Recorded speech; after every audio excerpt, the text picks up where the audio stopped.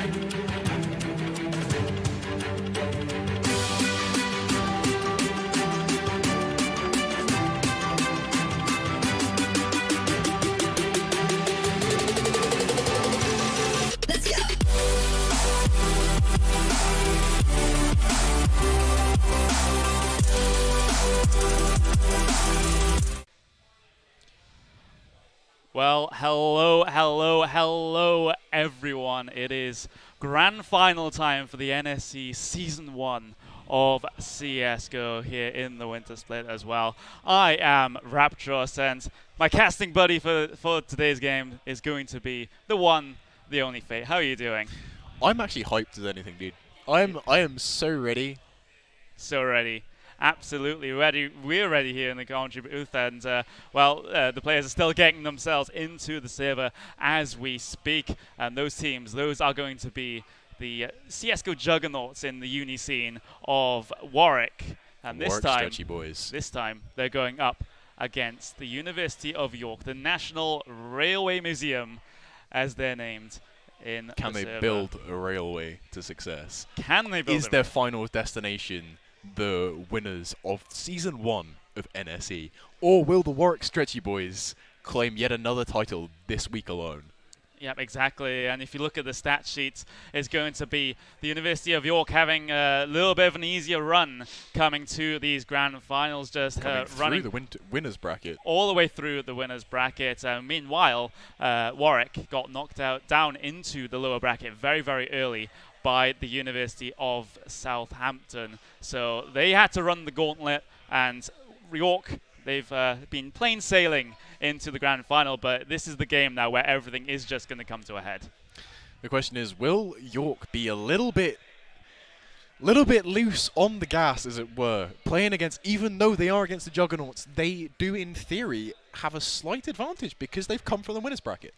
Yeah, exactly. The confidence has been running high. They haven't lost yet in this championship bracket. So they'll be on a high coming into this. But don't get me wrong, Warwick have been on top of their game in the university scene for the past couple of semesters. The way they've been playing has been absolutely brilliant. And it's not that they're flashy in any way. There's no just embellishments to their game. It is just calm and consistent, and that's what some teams, at least in the uni scene, do really have some trouble with. See, that's exactly what me and Connor were actually talking about on the bus ride to Nottingham. Was the fact that it's purely just because Warwick they just play together constantly. A lot of uni teams, they just come together for just the games, as Derby themselves are guilty for. Come together just for the games, don't really scrim much outside of that. Which I think is where Warwick separates themselves, is that they've put dedication into actually playing together more than just the games that they've been given. Yeah, Warwick are a very well-drilled team. They're a well-oiled machine. They've played together for, sort of coming up to a year and a half right now. We've had a very, very similar roster to what we are going to see today. We did have, very recently, of course, they did lose Gibby as a player, but they got in a player called Nigel who's been really, really stepping up, especially in terms of the entry fragger role. So it's not only the consistency that Warwick are able to put out there, it's the absolute depth of talent that they have in their squad as well. They can lose one player to the dreaded graduation, as we call it, but they're still there. They still have freshers that can really up their game. I mean, it's always good to bring in new blood to a team. They can really reinvigorate a roster. Because, I mean, you can always have, like, the Astralis special formula of the 5 consistent players. But sometimes an injection of new blood's always a good thing for a team. Especially if you're looking for that one thing to give you an edge over. Because if you stagnate and just play with the same roster constantly, you become easy to predict. Yeah, exactly. And Warwick are going to be well aware of that. York have been, they've been putting in their hours, they've been putting in their practice to prepare for this grand final, just going over those demos, which are publicly available, of course, on the NSE, so they can sort of build some sort of counter strats here and there. They know exactly how the other team are playing. They can play around that. But the thing is, you know that the other team also knows that. Yeah. So you can just who knows, counter strat. You could come into the finals with a completely new strat book, completely new outlook on the game, play a different style. And it's a gamble you take when you read them a review. And that is what sometimes teams do as well. They don't show much of what they're made of coming through things like the Swiss bracket. Because in which Warwick didn't drop a map, by the way. Yeah, that is a very, very important point. In the Swiss bracket, Warwick did not drop a map. The only map that they did drop was in the first round of the championship bracket against the Southampton side. So they're on a pretty good run as well. But having dropped that map, it does show they aren't invincible. And this York side can really, really abuse some of these sort of weaker areas of their game. They had a little bit of a struggle on Nuke. Against the Southampton side. I honestly haven't really keeping up with it. I'm relying on your knowledge here. I'm just a gamer. Yeah, you are an absolute gamer. But the thing is, the map vetoes are going to be very, very important here because when we talk about, I'm talking about this from a very Warwick perspective because that's the team I've been used to and the team been following for a while. That I've been following for a while. But Warwick are kind of they probably would want to go for their train pick. Their train is probably the best in Who knows? the whole National Railway Museum. If they don't have at least a couple train strats, I'm honestly disappointed in their management.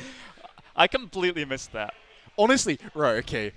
If train gets picked and National Railway Museum don't win, I'm honestly not sure if I'll be disappointed or sad. But those feelings are going to be running high because. Come on, it's in your name, guys. You got to have it as your map pick. I know.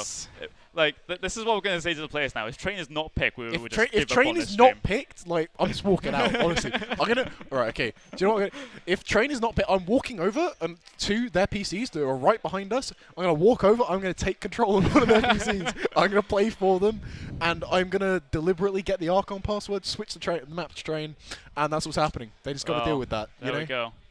Big talk wild coming Fate out. appears. Yeah, big talk coming out from Fate, but we still got a couple of other things to have a little bit of a mention about. Yeah. With this York team especially, they're not the sort of team that have really been on many people's radar. They have had some fantastic finishes previously in some other tournaments, but coming into this year, they've seen a little bit unstable. But the thing is, they've got themselves to the grand final now, and that is pretty much all you can ask. You're in this venue at the Alt Gaming Arena. It's Alt Gaming Lounge. Excuse me, I have to get the name of the venue right. There we go. Lovely place, by the way. Sponsored by Belong by Game.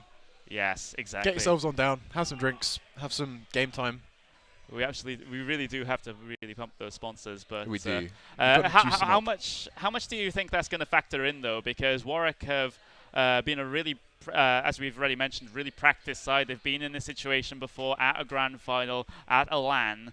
The York boys, not so much. So do you think there's going to be some sort of LAN jitters coming into this, even though there's not a crowd that they can see? I don't know. It really depends on the mentality they have coming into this. If you just treat it like any other game, playing on LAN is fine. It's just a case of you've got to be aware that you can't do the same stuff you do online. Shoulder peeking is a lot more risky. So much more is risky on LAN than online, but you got to remember that the same works the other way around. It's a different game on LAN, but at the same time, it's the same sort of things that you know and love. Yeah, exactly. And of course, for the you've also got the additional element of having a coach right behind you as well. And we're actually using the major rules here in the NSE, which basically means that the coach cannot talk while the game is live, can only talk during the timeouts. And this has been a little bit of a hindrance to a team like Warwick, who definitely rely on their coach as their in-game leader. I was also told this just before the game started. Apparently. Preparation. Yeah.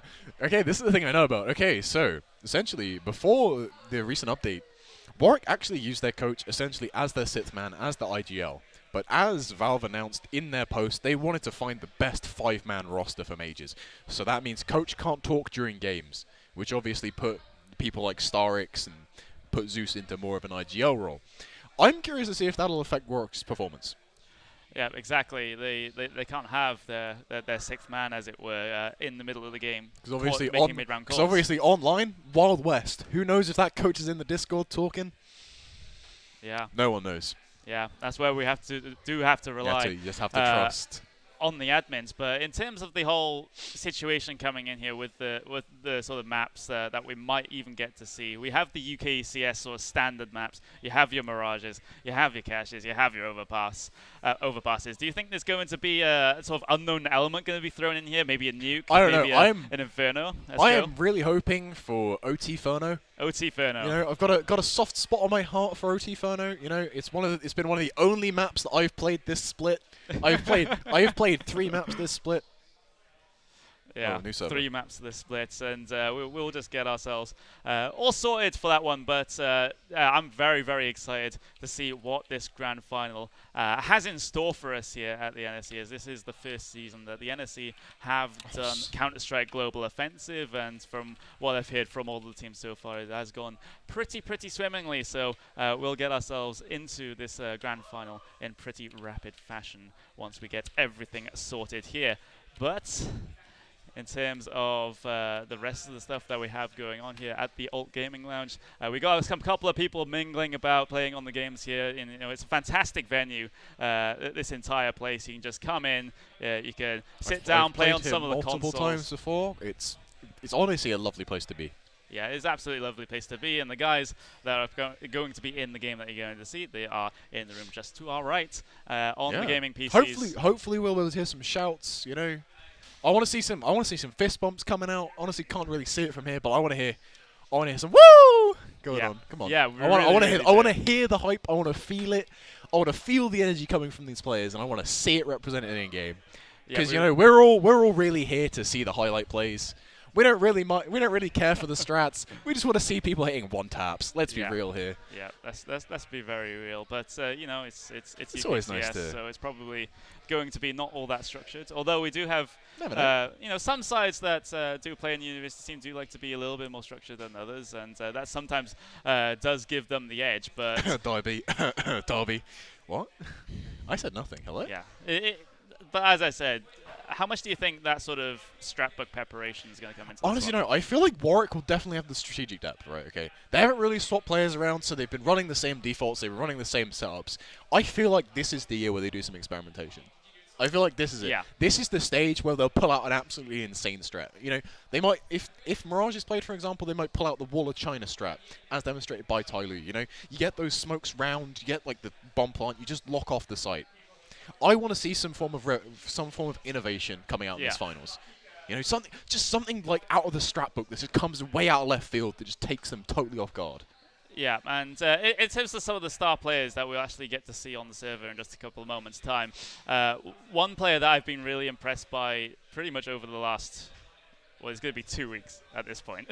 It's very, very recent, but Original G on the Warwick side, the star AWPer for Warwick, just an absolute clutch beast. He's basically the Zipnix of Warwick right now, the Zipnix of the UK university scene. I can take him in a 1v1.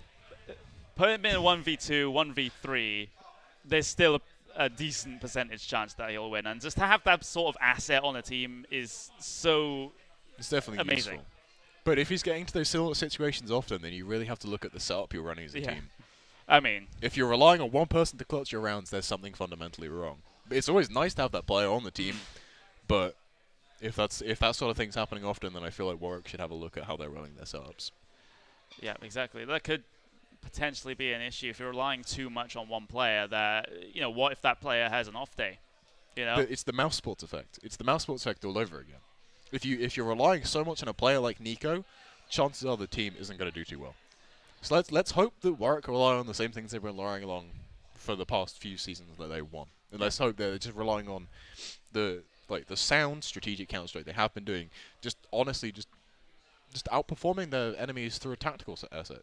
Yeah, exactly. And we saw how relying on one player can be a detriment. As a couple of games I casted a good few weeks ago, I think it was involving Sussex, where they were pretty much relying on a player called Connor to completely carry the team through some of those games. And when he wasn't popping off, it works for a T side, does not work for a CT side. Yeah, when your star player like that isn't popping off and you're relying on them to get yourself through the Swiss bracket through the Challenger bracket, then it's not exactly going to work. But the thing is, these guys have made it to the grand final. We know that they're not just one star player covering for other players. It's going to be absolutely fantastic. We'll see some insane frags going left, right, and center, hopefully, in this one. But right now, we are having a couple of technical issues right now, trying to get a Windows update. So we're just waiting on. Yes. Waiting on the all clear. There are currently 2 players in the server, and the 2 coaches. So. Yeah. No idea what's going on. Things are going well. Things are going very well. So we're just gonna sit here and shoot the breeze for a little bit. Yeah, we are. We are just going to have a little bit of friendly banter. Yeah, it should be. That's what I usually want as classes, you know. You don't want these 2D personalities. Yeah. You want the 3D person. That's why we all like Bardolph so much. Is he really does come into his own. But I'm going to check the Twitch chat and see what's happening. Yeah, we are going to actually have a couple of players join the server. So it looks like people are getting themselves in. We'll get started with the vetoes. Finally got themselves out of bed. Finally got themselves out of bed. Finally rolling themselves out of bed. Got them rocking up to the map. You know, these young players and their lions. Right, here we go. We have the Twitch chat open now. If people want to say hi. There we go. Got some. See if we get some shout outs in here. You're unleashing Twitch here. I'm unleashing Twitch onto the well, in fairness, it's through a medium, so I mean, nice big talk. Yeah, no, I'm not reading that. Yeah, there's some things that we definitely cannot read on stream. So there we go. But bringing the discussion back into the discussion. relevance. What's everyone's predictions? Let's go. Predictions. We can do Can predictions. we get a W for Warwick and can we get a Y for York, please? Let's get this Twitch chat rolling. He's doing the Twitch interaction already. I'm doing the Twitch. It's because I'm a streamer, dude. It's what I am. Mad 'cause bad. Feels bad, man. I guess we will hold our predictions until we get the map vetoes through, because obviously, then we can make a little bit of a more informed choice in terms of that one. So that would be. We have 1 vote for absolutely York. Brilliant to have. We got 1 vote for Warwick. 1 vote for Warwick. Ooh, someone's. We have a live counter of the votes here. We have a live counter. We're gonna. You got 2 votes for York. We got Derby. Let's go. Woo! Derby. You know, we got Derby represented right here. Yeah. I mean, who's the real winner? Yeah, who's the real winner here? I mean, whoever winner? wins this game, but you know, Derby are here too. All right. Yeah. I vote for Derby Team 1. Derby Team 1 is no more. Derby Team 1, they're all retired. Yeah. That's just sometimes the situation that you have to get yourself in, and it's what makes this university seem so dynamic, because you do get those fresh players, fresh faces, freshers. Yeah, we're already retired. Both the freshers from Derby are just done. Oh, yeah. actually, no, there were 3 freshers. 2 of the 3 freshers from Derby are done playing CS now. We've all quit. Because in what other scene do you get players being recycled after what, 3 or 4 years after their course is done? One season. Already gone after 1 season. Let's go.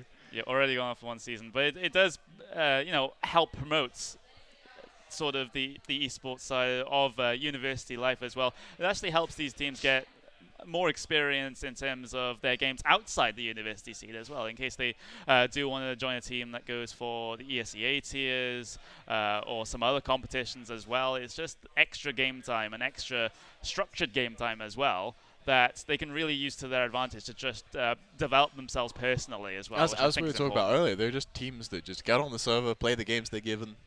I know Derby are guilty of it. I know a few other teams are guilty of it. Yeah. Yeah, but we can just look past that a little bit with the grievances with our own team. But it looks like we're getting ever closer to getting the map. We got 2 started. people from Warwick and we got 4 people from York. Yes, exactly. So once that one gets itself sorted, that will be absolutely fine. We are running a little bit behind. We got some. It wouldn't be an right. esports Okay. event So without we got delay. Fetis. Right. Okay. Fetis is putting in his predictions for the vetoes here. He's saying York minus Cash, Warwick minus Overpass, Inferno for York, Train for Warwick, and Mirage final map. Mirage decided. Honestly, I want to see a train pick coming out from York. As I've already said, I want to see the National Railway Museum take a train pick. Thing is, you're picking into Warwick best map there. Doesn't matter. Play train. Come on. Yeah. Fulfill the fantasy. I mean, fulfill my fantasy. You could do it for the memes, do it for the banter, but in terms of a grand final, I think memes and banter are left to the side a little bit. Got to strat roulette. Final strat roulette, or you're not doing it right. Yeah, that's. I don't know what else. Some of the things you say, I just don't know how to reply to. Nah, them. dude, you can't predict it. Yeah, you can't. I just want to see. I want to see them. I want to see Warwick attempt the gladiator strat, where you have one person leave spawn at a time and see who gets the most kills. That's how you do it. You have one person leave spawn. When that person dies, next person leaves spawn. That's how you play a game. Although I do like the idea of a Mirage Decider though, because both these teams, from what I've seen, are pretty well practiced on that, as is pretty much every team in the universe. Well, it's the easiest map to play. Yeah. So. Oh, and train. Train's a pretty easy map to play. You can win train if you have 3 smokes. I think. You can win a game of train with 3 smokes known. Just go further into depth with that. I'm just gonna let you take the stage. Okay, right. Okay, so for train, you win with 3 smokes. Okay, this is my theory. Okay. You need to know a sandwich smoke, you need to know a connector smoke, and you need to know a B ramp smoke, okay? With these 3 smokes, you can take outside, fake outside into B, fake B, take B, fake B into outside, fake into B. With 3 smokes, you can rule the world. I think my brain is too small for that kind of strategy. Let's just be honest here. We're waiting for one player. We're waiting for one player. One singular player from York, of all places. Player from York. Yes, exactly. So. I like this guy. Hell yeah, dude. You should like us. We're good casters. We're good casters who haven't even casted the game yet. I know. We're just in our pre-game. I hope you realize. Okay, well, how long have we been live for? We've been live for half an hour. Okay, so 10 minutes of that was just music. Okay, we've literally been sitting here for 20 minutes talking about absolutely nothing. I want you to appreciate the fact we've managed to fill 20 minutes and people are only a little bit bored. I mean, I could have easily just tossed it back to the break screen and then could have had the time for another couple of minutes. And it would have saved everyone's patience as well. It would have, but we gotta take the stream by the horns. Yeah, you gotta ride that ball. Twitch chat might try and buck you off, but at the same time, we are apparently almost ready. You gotta take that ball by the horns. Twitch chat is the bull. Twitch chat is the bucking. You just gotta ride it. Gotta ride it home until the game actually starts. Apparently, it's almost ready. Someone's left the server, waiting on 2 players. Can you honestly tell that I've run out of things to say? Yes. Yeah. Yes. You might even want to bring the consoles up so we can actually see the videos since you have chat off. But that's a very good point. That is a fantastic idea. I'm Warwick Sexy Boy. I rate that. This is why we turn in-game chat off. Because these guys are absolute animals. Absolute animals. And I suspect there's going to be some expletives being shouted across the room. Oh, we're going to hear it as well. Thankfully, these mics won't pick it up, unfortunately, for you guys. But we're gonna be hearing all the woos. I'm going to join in. These guys win an anti-eco. Woo! Let's go. Yeah, you got to get the fist bumps out. Got to get the, every round fist bumping. Yeah, even we're going to fist bump. Me and Connor are going to fist bump. You barely saw that because of the UI, but that was the most awkward fist bump in the world. No, we have to do it a little bit higher. All right, okay. There we go. That's how you fist bump in esports. Yeah, dude. You gotta go for the bottom of the hand. This is. Oh, yes. Wait, no, that's a GIF. Yeah, that's that right there is a GIF. We're gonna. Right. Okay. Yeah. No, that was just a bit awkward. That was a little bit awkward. That was more than a little bit awkward. God damn it, Fate! You look like a nice guy, but the way you behave in pugs is unacceptable for a public representative of Derby Esports brand. I'm not actually a representative of Derby Esports. You're not even a SOC member. Not even a SOC member. Yeah. I'm actually a student at the University of East Anglia. I'm actually a concrete boy. No one knows yet. That's why my student finance has been cancelled for this year. It's because I'm transferring to UEA after Christmas. No one's gonna know. No one actually knows yet. This is the first announcement. I'm leaving after Christmas. I'm not coming back. Yeah. I'm going to Norwich. We have everyone in the server now, and the first ban is Overpass from the Warwick side. So that is something to be expected. They haven't really played that much Overpass, over the past couple of months, and that's going to be the train ban coming out for the York side. So I'm actually disappointed. That is disappointment. I'm disappointed in you. Disappointment in the train Minus ban. train. Yeah, minus That's train. actually really sad. That actually is pretty decent. If it's their hard ban anyway, and it's Warwick's favorite map, then that train ban actually makes an absolute ton of sense. We will Plus get Dust the first 2. pick. Dust 2 is the first pick. Okay. Oh God. Okay. Okay. What are the thoughts on that? Dust 2's alright. I like Dust 2. I like every map in CS:GO. It's a very aim-dependent map. It's the one for the aimers. True. That's not true. It's not true? That's not true. You have to delve into that one. We start T. Picking Yeah, T. picking T side stuff. Wonka S. I mean, it's not like it matters on Dust 2 that much. CT side is slightly favoured. Very, very slightly. We get plus Inferno. So you got one prediction right in terms of your Inferno pick. OT Inferno. OT Inferno. Praise to the gods of OT Inferno. I want to see some banana control coming out. Right, okay. If there is not a double molly, double nade banana every single round, I'm disappointed. So what do you think it's going to be banned down to now? Because there's still Mirage on the table. Nuke's been taken out. Nuke's been taken out of the equation by Warwick. So minus cash, and it is Mirage. Mirage decider. Mirage decider. I mean, at least they were right. At least we were right with 2 picks. We were right with 2 picks and plus Mirage. As I get that noted down in my very helpful notepad. Yeah, he's brought a notepad and a pen. I'm gonna argue. This falls into the hands of York.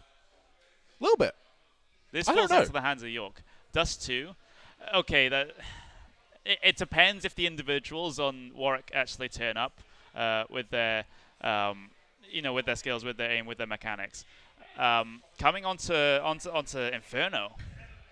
Inferno is going to be a very, very interesting map. It's called OT Inferno for a reason, of course. We have in the big Tier 1 tournaments endless overtimes on overtimes. I want to see a quadruple overtime, and I want Connery to cast the entirety of overtime. Sorry. Yeah, but we will get onto Dust 2 first. An absolute classic. Right, okay. Twitch chat, say your final goodbyes. I am now closing you. Yep, exactly. We will get ourselves into the server. That was a click right there. Oh, I felt that. Oh, absolute click. Absolute unit. Absolute unit. That's we not do how have to wait for a little bit to get okay. that one sorted, but I think the vetoes have definitely gone the way of York right now. Even though we wanted the train pick because of the National Railway Museum, I'm disappointed. They can't risk something from the memes. Let's just say that. I'm disappointed. My disappointment is immeasurable, and my day is ruined. Yeah. But that makes a ton of sense. It's just if York can hold their ground on this Dust 2, then they have a very, very real chance of taking this one in the succeeding 2 maps. With Inferno as their pick, Mirage as well, very, very likely to be evenly matched. So that is, I think we're set for an absolutely brilliant grand final here as we are waiting to get things started. As yes, you can have my notepad just for a little bit, but I can't wait for this one as we are waiting for admin confirmation. But man, we have to pass these secret messages back and forth. I think we are. We can just commentate from here. That's brilliant. But yep, that is absolutely no problem for us. As there we go. Yeah, we're on GoTV. Doesn't matter. Yeah. We're on GoTV. It means that we have a 2-minute delay. Yes. Yep, we're good. We're good. We're going to be commentating off the GoTV, so they'll be reacting probably 2 minutes before we actually get to see it on screen. Yeah. So it's fine. You won't hear them. We will. Me and Connor will. Yeah, we will definitely. Oh wait, does that mean our producer can relay us cool plays on who we can watch? Insider knowledge. Oh my, that would be so useful. Shall I request that? Shall I request that? Nah, I think we can just get on with this with what we're supposed to be doing. As All right, chill out. yes, Don't bully me. I'm gonna bully you all I want. But Please no. what are you expecting from this Dust 2 right now? I'm expecting to see a lot of defaults. I'm expecting to see a default almost every single round. Pistol round is 100% going to be a mid to B. Calling it right now. It's going to be a mid to B pistol. Followed up by, if they win that round, it's going to be an anti-eco out long, which will probably run into a nade stack, because let's be real, that's the best place to nade stack. If they lose it, then chances are it's going to be either an eco up short, or it's going to be a push B. If they get the bomb plot and lose, then you could go for a hero AK buy, which I like seeing. I like a hero AK. I'm a big fan of my hero AKs. Yes, I am. Yes, I am. Definitely a strategy that some do like to go for, but I don't know how well it's going to work on Dust 2 though. yeah. I haven't played a lot of Dust 2. Gonna be honest with you. I haven't played a lot of Dust 2 since like maybe first season of Open I played. Maybe. Yeah, that's probably about accurate. I played like 3 maps of Dust 2 in 3 weeks in a row, and it was the worst 3 weeks of Open I've played in my life. Yeah. It was not fun. Yeah, we all have our slumps, of course, but when we talk about Dust 2, absolute classic map in terms of Counter-Strike, being on the game for pretty much almost since the start. And honestly, it's a great map. I love it a lot, but yeah, that is basically our reaction to this pick. It's like it's a what? It sums it up, because this can and very often does go off. It can go badly, can go either way. It depends on your perspective, of course. But looks like we do have everyone up into the server now, so we'll get the thing started in just a couple of moments' time. Warm-up has ended. We're just waiting for the delay to catch up.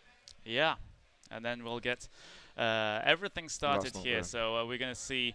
so the action zones on this map definitely going to be on a long side of things, because that gives you a lot of options in terms of the T side if you're able to take that sort of area of the map. And for CTs, it is super beneficial to have control of that area as well. So that is going to be one of the main contact points that we'll have. And in terms of also the mid control as well, getting those smokes down, maybe throw a cheeky Xbox smoke down, make sure you try and get yourself up towards Cat, and then explore your options maybe on towards the A site if you are able to get that pick, and just absolutely go out there, flashes, smokes, absolutely everything. But in terms of the B site, a little bit more tricky. We do have that very often used mid to B strategy, the B split, of course. And we are going into the game now, into pistol round. Yeah, through up. Connery, do your thing. We will get ourselves to the in-game screen. This game is 1. Let's go. Game 1, first pistol round of the NSE CS:GO Grand Final. I'm liking this setup. 4 heavy, 2 flashbangs, and a smoke. It's going to be, going to be a complete long take right now from the York side. But the thing is, Warwick, they are just sitting very, very patiently in their defaults. They got 2 players very, very close up through short, expecting maybe some aggression up through mid, and they are actually going to get it as Arrogant, Mac1, and of course, well, it's going to be Sigma W there, I'm going to say, as the special characters do throw me off somewhat, but Mac1 still not taking contact. They've taken this first pistol round very, very passive, but Mac1 does manage to spot one out. That's going to be Fades there, just sticking an arm out, and does Fades realize he'll have to tap away. He's got MFX to support. That's quick 2 frags there for Fades. He looks for the third, not able to land. The headshot gets traded out by Sigma W. MFX, though, there to support, brings it down to a 4v2 in favor of the Warwick side right now. I1's going to get himself a good couple of shots there to the chest, brought down to 44, as there's a little bit of indecisiveness on this York side right now. They're just being pinned in towards mid by the likes of Nigel. Nigel gets himself a dink to the face though, and so he'll decide to take a more passive position and let those York players try to come out mid if they so dare. Honestly, I'm liking the setup for the pistol round. It's been a bit slow. They're playing it a bit slow now. They do not have any utility left. It's 2 Kevlar versus 3 Kevlar, kit, 2 slashes. Here we go. It does look like it's coming out B. 1 does go down there. Nigel getting taken down by Santa. And MFX with the flank does not manage to get any frags, unfortunately. I1 is fighting. Santa goes down. Player on car. Original G, 1 bullet, no bullet, and does get 1 dapped. Feels bad, man.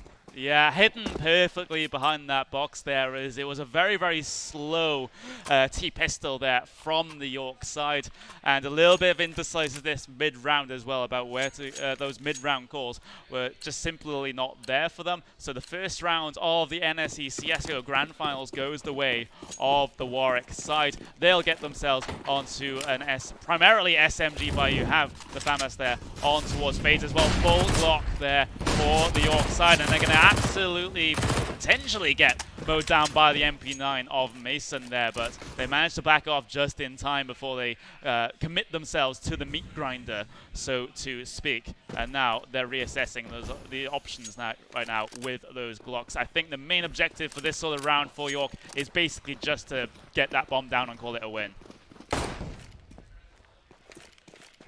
Up through mid they will go. They will decide to pressure this position. No mid to B smoke to help them though, and FaZe is going to punish that as he sits with that. FAMAS actually gets his face taken off. That could be a FAMAS potentially recovered here from the York side, but the thing is, it is in a very, very open position, so if they decide to run out, they must most surely get themselves taken out in the process as well. Look at Mason's position here. This is incredible. He has all the info if they rotate. He has that exit covered. But Matt does expect it. Oh, 4 HP does get his head absolutely taken off there by the MP9 Hot Rod. And there we go. And Arrogant does go down in the end. I thought he would come out mid-doors. Please forgive me for pressing the console key every so often. All the keys on this keyboard are shifted over by 1. And we do have a buy coming out. Yes, here we go. This is the new economy sort of coming into effect right now over the past month or so. Look at this buy. Look at this buy here from the Warwick Stretchy Boys. They have 2 MP9s, FAMAS, and a UMP on top of an M4 versus the 5 AKs of the National Railway Museum.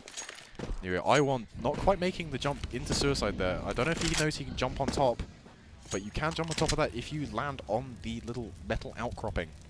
Yep, you can indeed. Mason staying up behind the long smoke.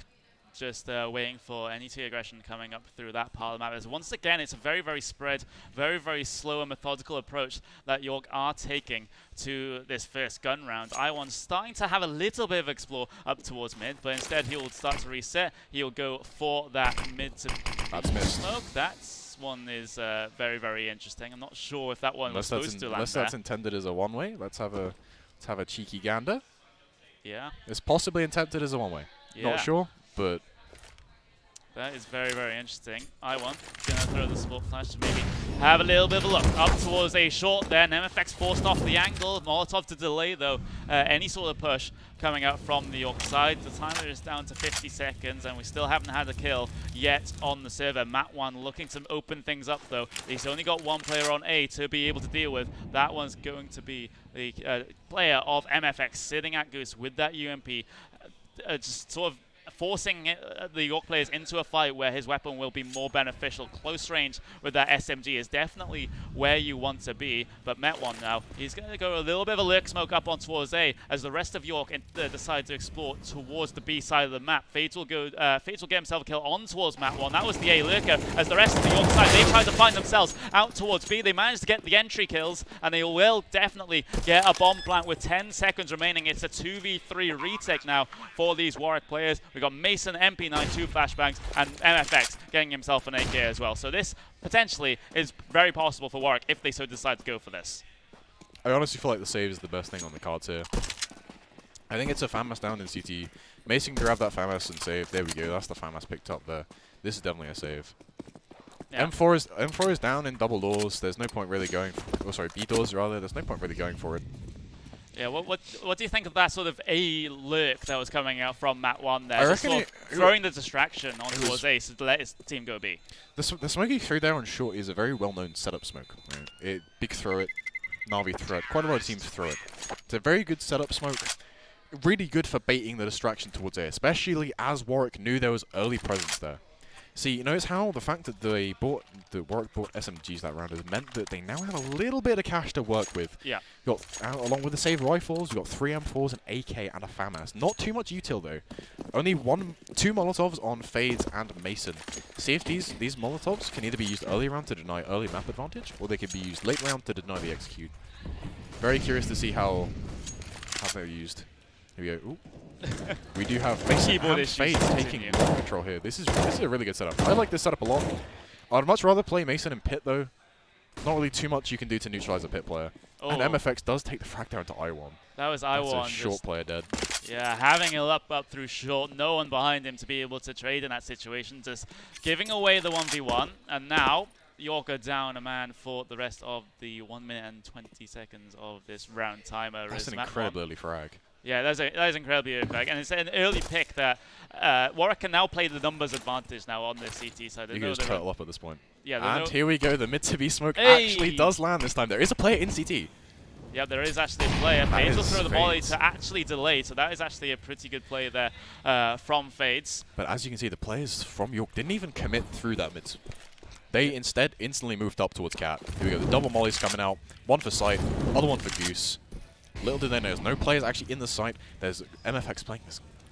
I don't know, I still feel like the car is a stronger angle, especially as you've seen 2 Molotovs come out from short already.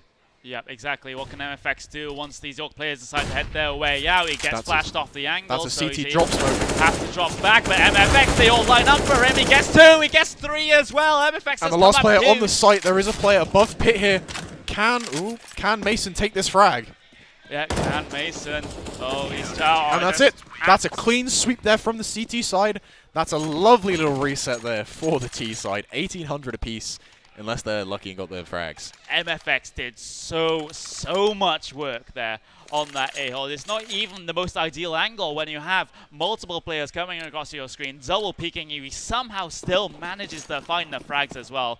That is an absolutely solid A-hold there for MFX, as we do I think we're seeing a round medic. I think we're seeing a round medic come into effect.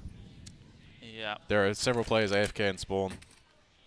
Maybe they're taking this as a pseudo timeout. Maybe that. Possibly. I did see the freeze time being called.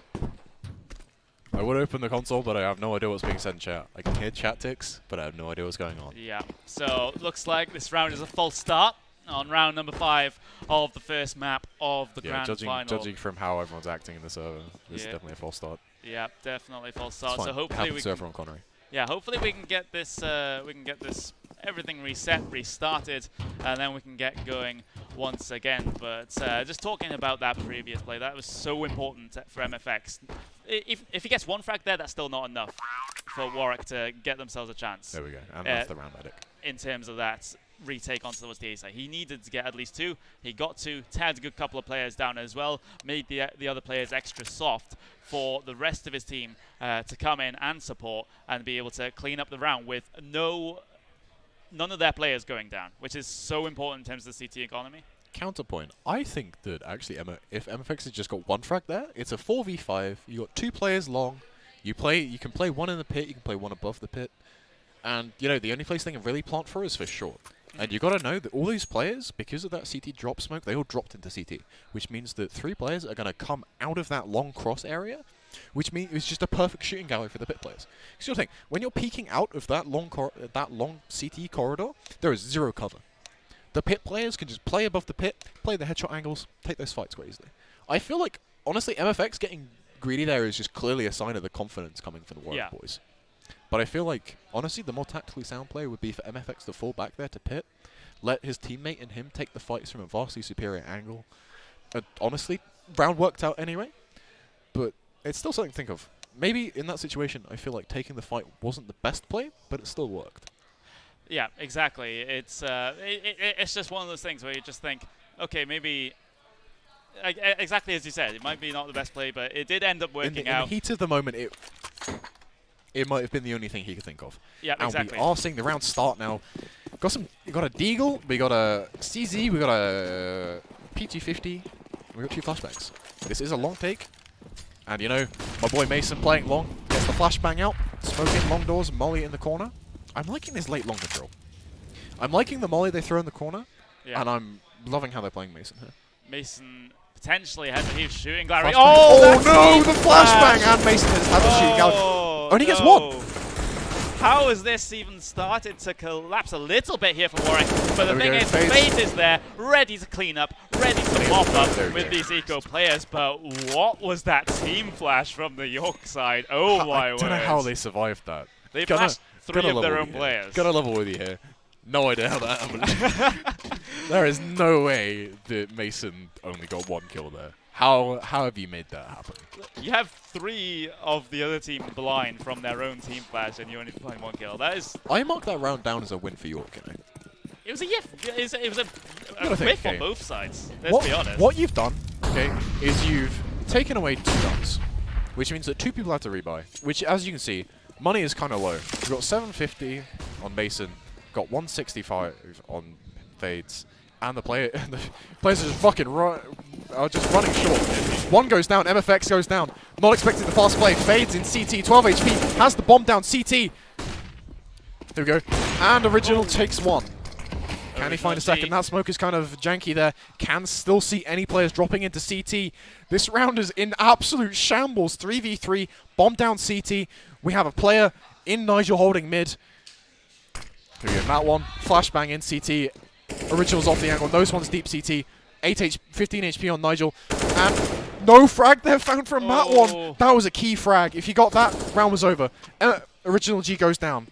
Yeah, Arrogant getting the frag. Mason on car. Mason with the reply. Now Matt 1 in 2v1. a 1 versus 2 here. That's what's Matt 1.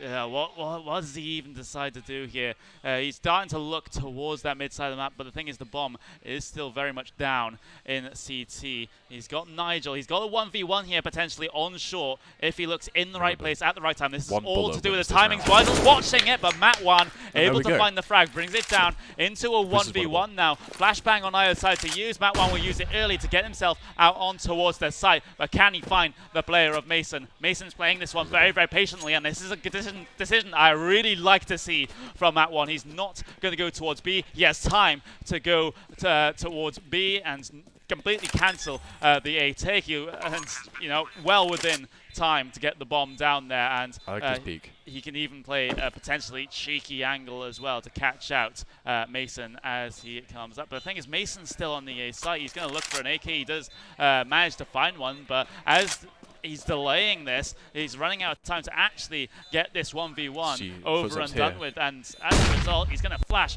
over on towards B. Here comes Mason, checking all angles. Oh, he can't find the frag, and it's Matt 1 in the 1v2 clutch. Absolutely fantastic stuff, and that is Warwick back on the board. They get it to 4-2. I feel like Warwick lost that round purely because they were playing far too aggressive. Yeah. Original G shouldn't have been pushed up so close with the AWP. If he'd played just a bit further back, maybe where Nigel was playing, that round was theirs. There's no way they should have lost that. Here we go, Matt 1 taking a peek into long. 1 player full blind, tags him up. Missed molly, missed flashbang. Panic in the ranks of Warwick. LSW. 1 goes down. Team kill on Matt 1. MFX, I'm missing all the action, oh god. But MFX, yeah, holding strong there on long. We had those 2 opening entry kills from LSW, but the thing is, Warwick able to stem the bleeding in round number 7. I1 with the Galil, not the most ideal of weapons. The spray pattern is absolutely ridiculous, and of course the first shot accuracy isn't the greatest either on the Galil, as the 2 T players will decide to split up in this situation. Not the best of ideas in terms of wanting to actually get yourself onto a site and getting yourself your trade to get onto the site. But the thing is, there we go, there's the 1v1 going down. That's Original G picking off I1. Now it's only Arrogant versus 3. He's got 1v1 on the site here that can potentially win just to get a bomb plant, but he gets pointed out by Nigel. Nigel will go down to Arrogant, at least can get a bomb plant here, and then try to manage a 1 versus 2 clutch yet again. This time, it's Arrogant center stage instead of Matt 1. I feel like he wins this. You feel like he wins this. He does spot the player of MFX, finds the second frag as well to Original G. Arrogant, absolutely fantastic stuff. Warwick stretching themselves far too thin. Oh, you had to get that in there, but Arrogant and Matt 1, successive clutches in 1v2s. York, they're really, really starting to get a roll on now. Once again, it's that issue of peaking 1 by 1, okay? Warwick know that they're one of the best teams in UniCS. Yeah. So, why are you playing?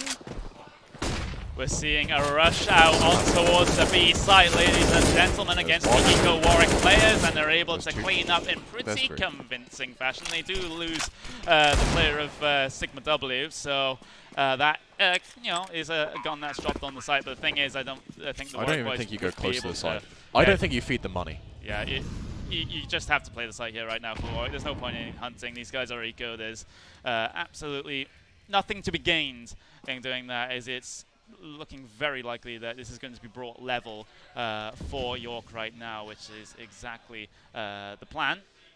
And That effects, shoulder though, peek, I like that play. If he shoulder peeked and kept holding the angle, I feel like that was the play. Yeah, Because exactly. you're trying to goad them into peeking, and now they're not going to exit through tunnel. Yeah, Which exactly. means they're going straight into the USP. But this player takes one, and there you go. That's exactly what you wanted. That's one AK taken out of the hand on the east side, but There you go, that's MFX looking for more, takes another AK. Oh, so that was almost a third. those are sort of crucial kills, even though they don't affect anything in terms of which way the round will go.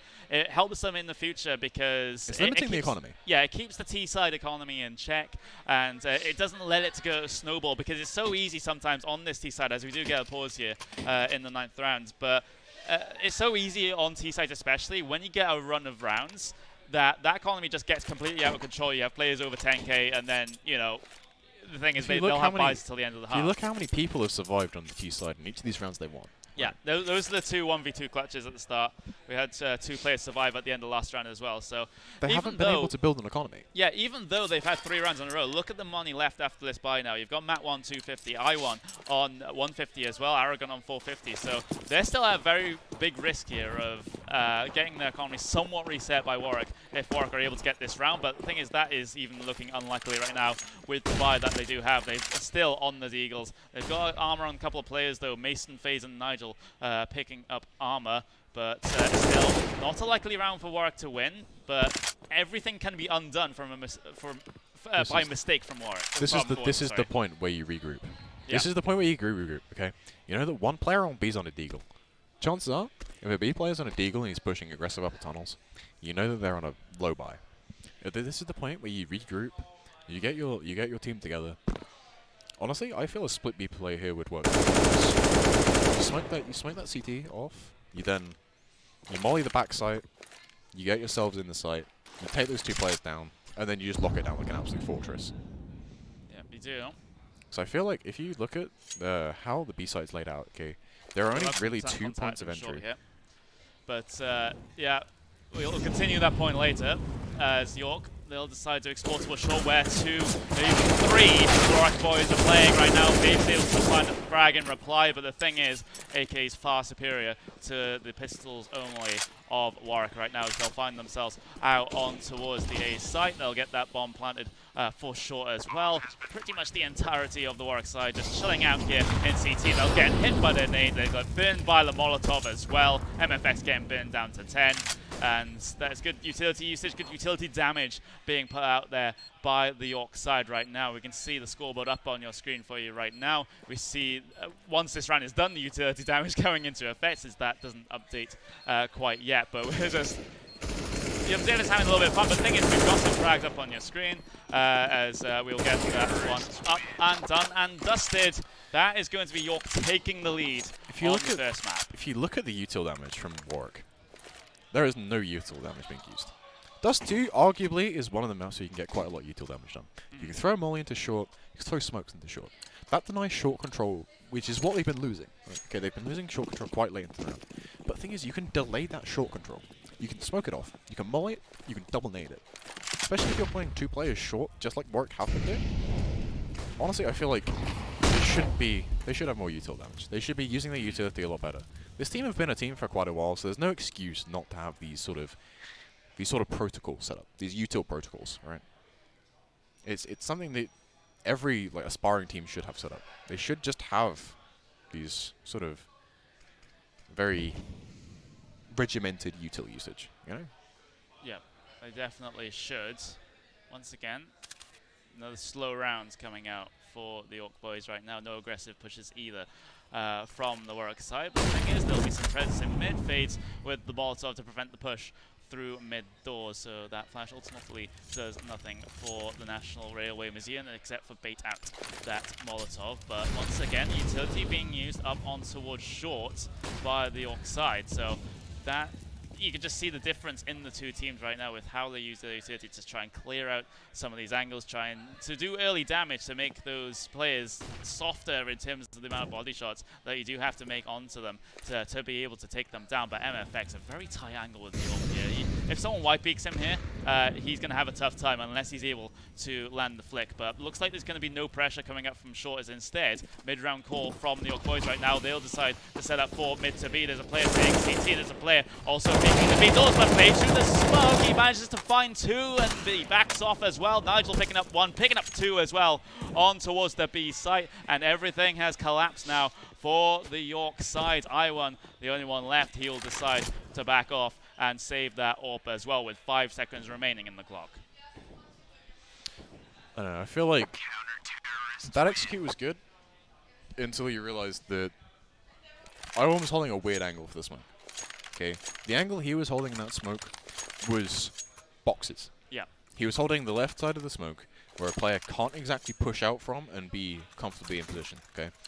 However, holding the right side where the player did push out from, that's exactly where people like to push out from, the right side, because they can fall back quite easily back into cover. Pressure towards B once again. I1 getting a shot down towards 78. He knows exactly where Nigel is playing. That Molotov might even just spread to him if Nigel's not too careful, but I think he is pretty safe. That Molotov is not spreading to his feet, so he can just sit in the corner and then reassess his options in terms of his hold on towards this B site. Arrogant waiting for a push up through mid, but the thing is, he's already got Mat 1 here, so I'm not exactly sure what purpose that serves. Maybe he was concerned about maybe some pressure through towards Catwalk, but Mat 1 mid to B smoke once again, having to come out. But the thing is, this is a different strategy right now for the York players. They're not going to commit to that mid to B. They're just going to wait and just wait for their options to arise themselves, wait for those aggressive picks for Warwick players trying to push through. But if there's one thing that I've learned from Warwick right now is they do not overly push anything.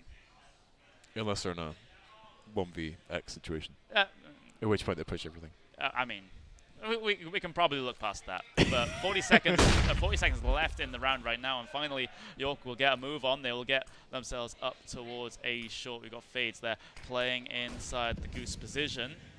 He's going to be the main point of contact on this one. Like MFX is there as well. Original G not going to be able to find anything. MFX finds the first frag though with his AWP onto Sigma W as Face here is ready and waiting, ready to pounce. LSW will go down, he'll get traded out, and oh, there you go, half out onto the site. We've got Battleland Long as well, and Arrogant will win out on that one. Bomb will go down on towards the A site. A 3v2 situation right now, and I1, what can he do with that AWP? Close range. He's got Original G, close range with the AWP as well. But the thing is, I1, he gets the flash.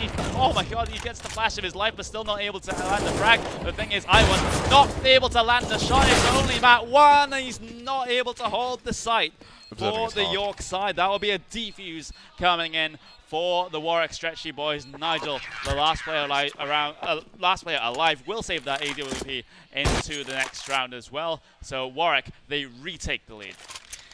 Yeah, I feel like, honestly, that was a pretty good execute. The CT smoke was really smart there with the fake into short. I just feel like it was underdeveloped. I feel like if they can work from that premise of going for the fake, because honestly Warwick have been rotating a fair bit, gonna be honest.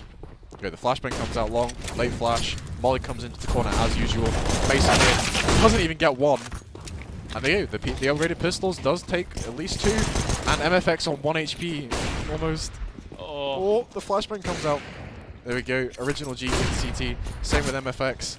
Nigel pushing up short here. I feel like York Nigel gets the frags. York is still in this one, even though they have left the bomb behind and Nigel is able to find the frag. They've got 2 CT players very, very low, very, very vulnerable to that M4 and that P250 as well. So this is definitely not over for York. They found themselves on towards the site, but the thing is, they do not have the bomb. And how do they even approach this round right now in trying to recover that bomb, trying to cross back through CT is LSW. Tries to find a player on elevator. He's found himself in a 1 versus 3 now. And with players this low on the CT side, never say never. Is the curse of Warwick going to re-emerge? Are they all going to peek him one by one?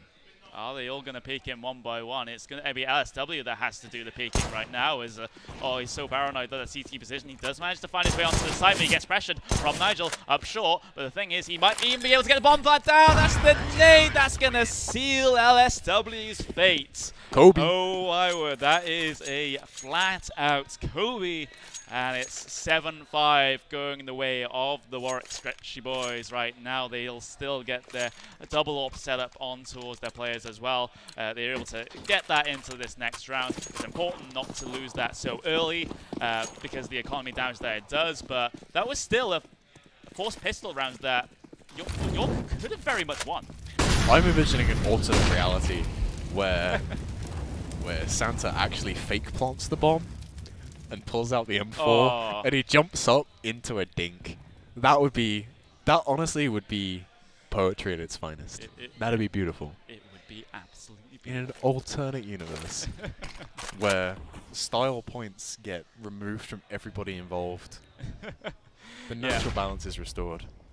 Mason, though, he's been trying his best to hold this long position, but York on occasion have managed to find themselves out towards this position. But look at this positioning right now from I1. He's managed to push his way quite a far way up towards mid, through the mid doors. Original G is very aware of this possibility, sitting posted up with the AWP on towards B, but I1, it's basically a game of cat and mouse right now in mid. We'll see that same mid to B smoke come out once again. Original G fades. What can they do? In terms of this crossbar fades, going to get himself on top of the box actually, and could give him an interesting positioning if this smoke fades, and York decide to push their one player there. The thing is, that's the double dink coming out there for Nigel. Sigma W able to trade, but he can't find the second frag on towards the side as Original G fall back into a more passive angle. Will get smoked off. I1 managed to find fades in towards CT though, so this is bomb site open for business right now for the York side. Original G has to play passive behind the smoke. He knows he can't get aggressive here because he doesn't have his teammates around him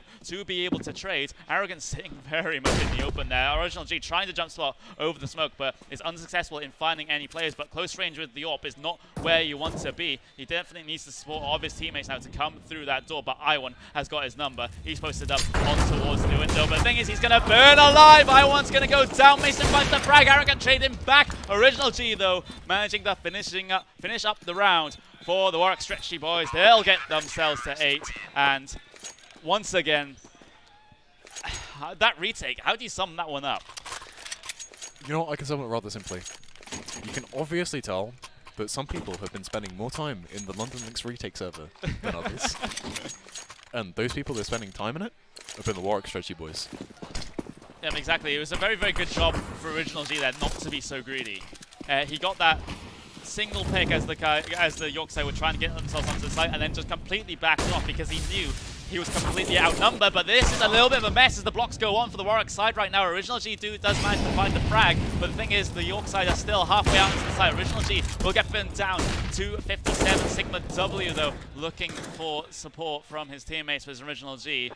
He's been the Clutchmeister in previous weeks for the Warwick side. Can he managed to pull off some miracles once again with that AWP. 4v4 retake on the cards right now for the Warwick side. The thing is, I1 is the lurker for the York side. The timing has to be absolutely perfect here for I1. Gets flashed, but manages to find all four players on the CT side. Only manages to find one, though. Fade's able to get the kill. MFX trading in as well. We've got Arrogant getting himself through the material as well. MFX absolutely brilliant, but what is this that's happening away? What is happening? Original G with the pistol. Arrogant able to clutch out the round. I have no idea what happened there. No do I! I'm observing. Okay, I'm so confused. Frags came in so quickly there.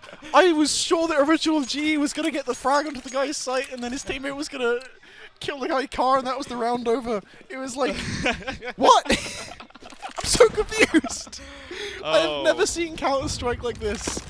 Oh, that should be the NSE's tagline. You've never seen Counter-Strike like just like this. But oh my words, wow. We'll get a little bit of a slower start to this one. I'm going to summarize that round. Wow. Wow. How has that happened? That's going to be one for the post-game analysis. Do we just say P2 RN50? The thing is, Mason getting the kill. Original G. Okay. I did not expect that to happen. Interesting there, as he just managed to stop in the open somewhat. But the thing is, Arrogant getting himself taken out early, which is not ideal. It's not the ideal of buys from either side right now, because you've got the Deagles, you've got the CZ and the Scout on the Warwick side, and you've got SMGs, Galil on the Orc side. So both teams sort of struggling in the cash department here, but Mason with the Deagle very close here in towards long. Mason, if Mason gets the frags here, this round's over. If Mason gets these frags, this round's completely over.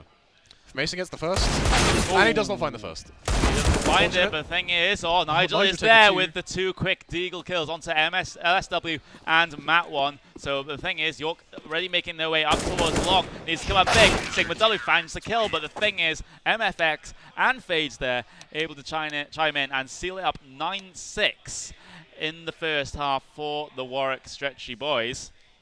Now, that was still a pretty close half, all things considered. Very confusing rounds here and there with the clutches that we had going on. But I have no idea what's going on. About half these rounds are very confusing to me.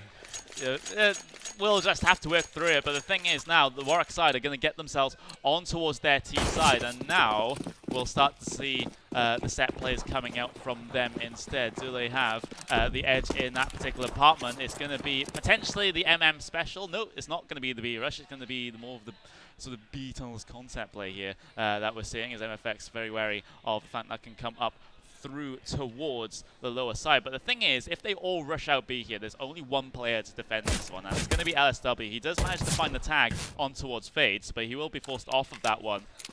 And he's able to call for support as well. He does have his teammate of Matt1 able to come up through window and able to support this B hold as well. So that's a good find there. But I'm liking this positioning. They know it's B. They push through long. They have all this map control. Then they've spotted one up a B. That may be a second. Now they know it's a B push. Yeah, LSW looking for the frags. The thing is, the first one goes the way of Nigel. Thing is, and we've got Original G chiming in as well. The thing is, I1 getting the trade on towards Nigel, brings himself down to 6 HP there in window. He definitely needs some support here, and he can't find it soon enough as Original G finds him in the window position. But Sigma W finds a shot onto Fade, so that opens things up somewhat for the Yorksiders. They try to manage this retake again. Sigma W finding the frag on towards Mason. Can he find more? Can Arrogant even find one? No, he can't. MFX, absolutely confusing fight there in towards the B doors, but Sigma W very, very low HP for Sigma W right now. He might not even decide to go for this one. He does not even have a kit, and he's not in a position to be able to take this. He'll look for the exit frag instead, and not even able to get that as MFX manages to find his head. So 10-6 going the way of the Warwick Stretchy boys right now, and momentum starting to go in towards their favor as well. You just look at the scoreboard, you see every single one of the Warwick players, with maybe the exception of Mason, chiming in over double-digit kills.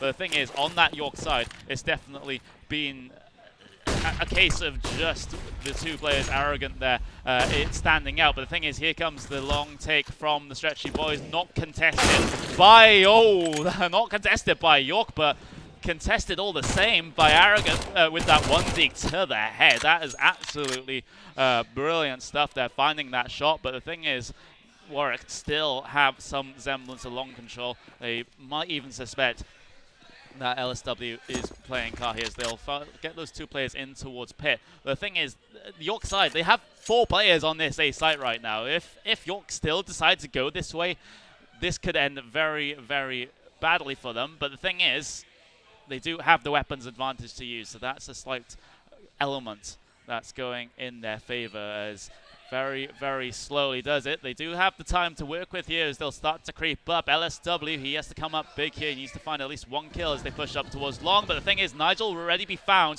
on towards short. LSW now gets peeked. He'll get triple peeked here, and he gets taken down as well. Mason getting that particular frag as Warwick trying to find themselves on towards the side. They're not finding any of the frags though, but the thing is, there we go. There's the first one going the way of Fades, and they'll get the bomb on the site planted as well.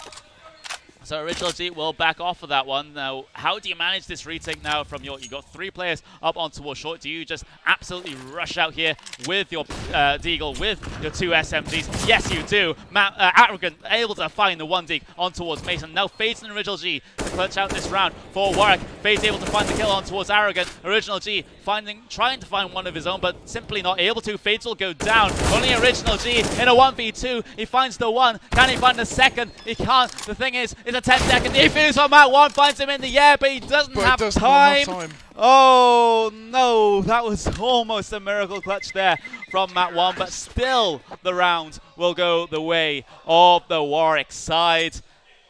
Wow, some of these retakes have just been absolutely confusing and insane. I'm speechless. Half the frags aren't going the way I think they should be going. There's some weird fights, really weird fights being taken. Very, very weird fights. Do you want to elaborate on that? I honestly feel like a lot of the fights that are being won here aren't actually being taken from like advantageous positioning.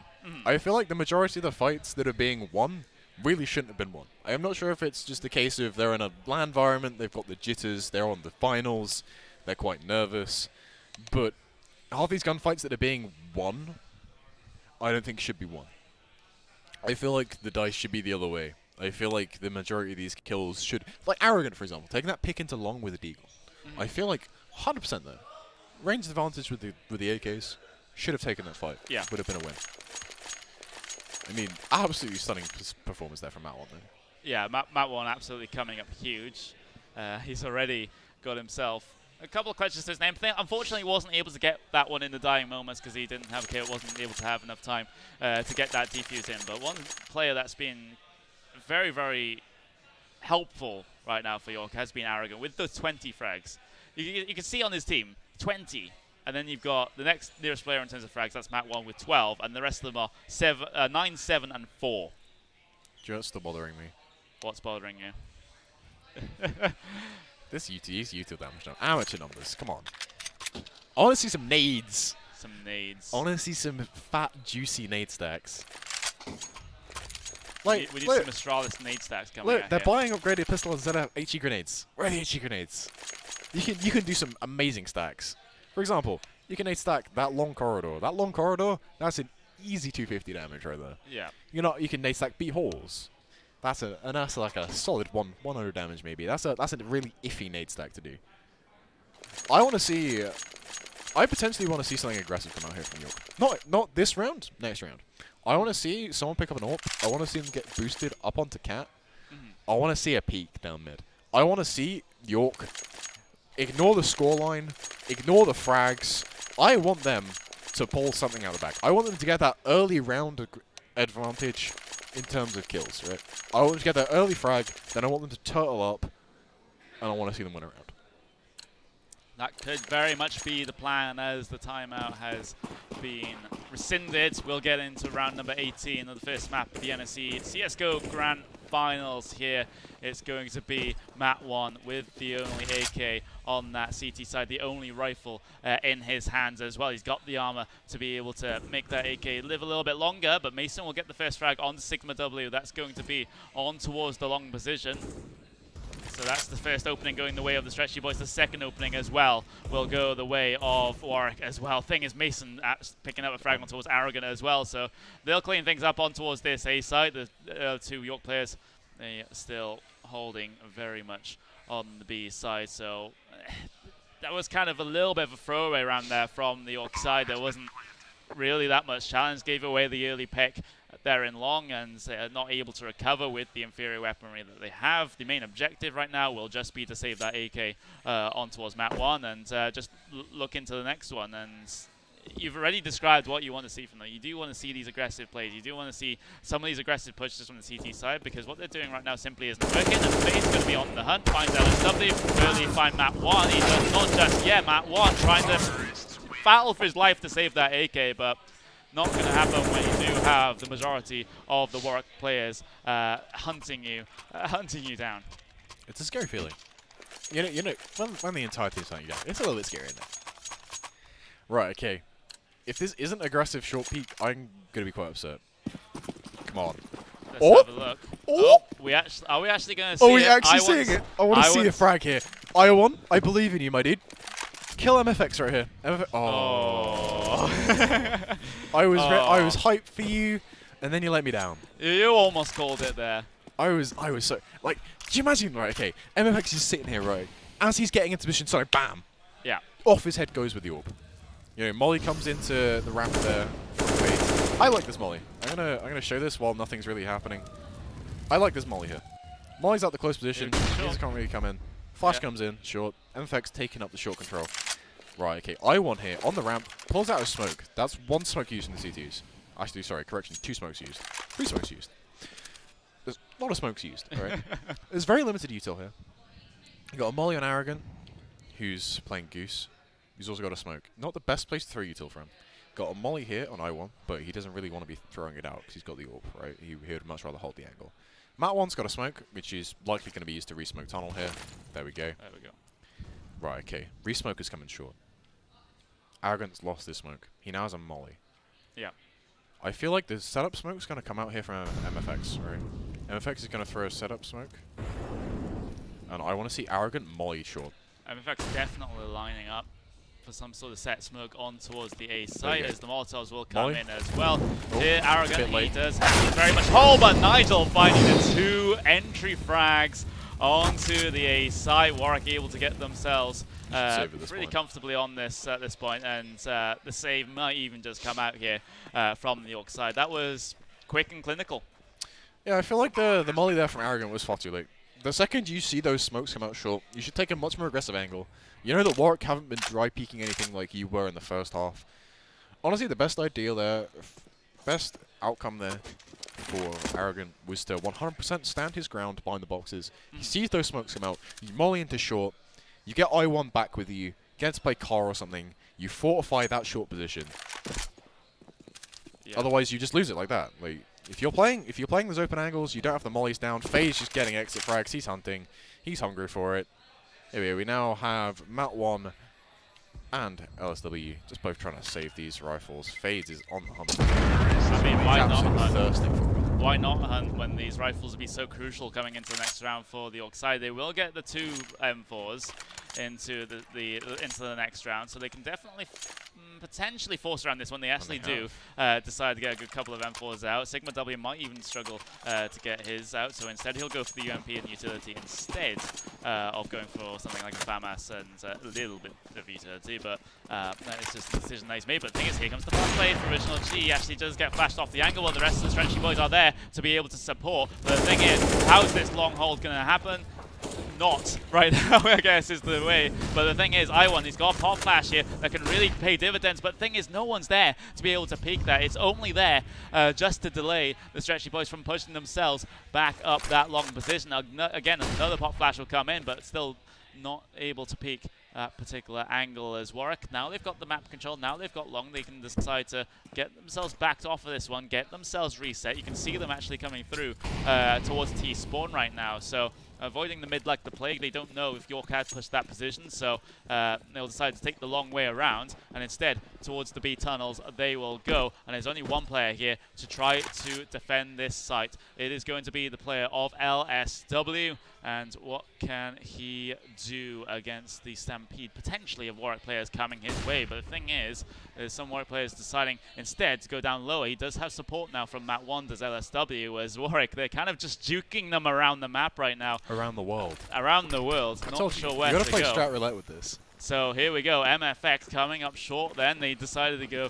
A earlier, they backed off of it, and then they're back towards A here for this actual take. MFX going to be the first one out, trying to find the frags. Knows one's behind the box. I wasn't able to get the first kill, but the thing is, Mason and Original G are going to be the players that are going to open up the site. The plant will go down for the short position, and LSW and Matt1 already backing off to save those M4s. Yep, once again, nice clinical take there from the T side. I like the fake. How they faked A first, then they went back to B, faked B, went back to A. Gotta love a good old around the world. Yeah, we do. Explore all portions of the map, why not, in the grand final? But that's a 14-8. Yeah. We're in a critical warning territory here. I mean, just looking at things, this is Warwick's pick. So Yeah. in some ways this is expected. Matt One actually finding the exit kill on towards Nigel, and they will keep these two M4s coming into this next round now. Now things starting to look a little bit more dire right now for York, even though this is not their map pick, of course. So they can, in a way, afford to lose this one, And as long as their money. Inferno is absolutely well drilled. And look at the money on this. T-side built up a great economy here. CT side, not so much. Yeah, not so much. So that's the problem that you'll have to deal with if they're able to mount the comeback here. 14-6 is the scoreline in the first map of the NSE CSGO Grand Finals. But the situation on this round is as follows. Once again, a spread default, no overt aggression coming out just yet, but we will see Nigel start to have a little bit of an explore towards B, will be forced back by the Molotov. So that's the kind of solo push, the solo explore that sometimes it's a high-risk play, I would argue, because it's the sort of plays that York have been expecting, though. Yeah. They've been playing with the idea of them going out dry, which honestly, you should have this point by have a good read. You should have a good read on the fact that they're being very tactically aware. They're using a lot of utility. And there you go, MFX takes the frag onto just the explore there by I1. yeah, This should call a DEFCON 1 here from the CT, but no, they're not rotating. They're staying firmly on their positions. Scared of another fake again. yeah, Last exactly. round has frightened York into not rotating.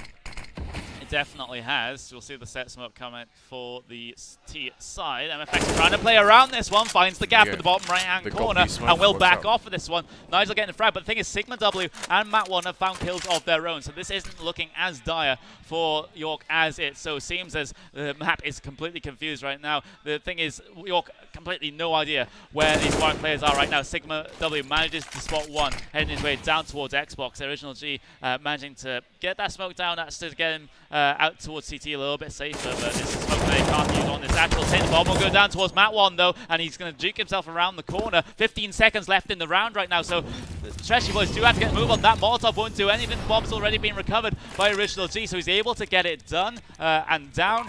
We're having a 2v2 retake here for round number 21 of the first map. MFX looking for Sigma W, does find him, so Sigma W will go down. Matt One in a 1v2 clutch once again. He's done it already, but he needs to do it another time, but he can't do so. He is fully blind by his own flashbang.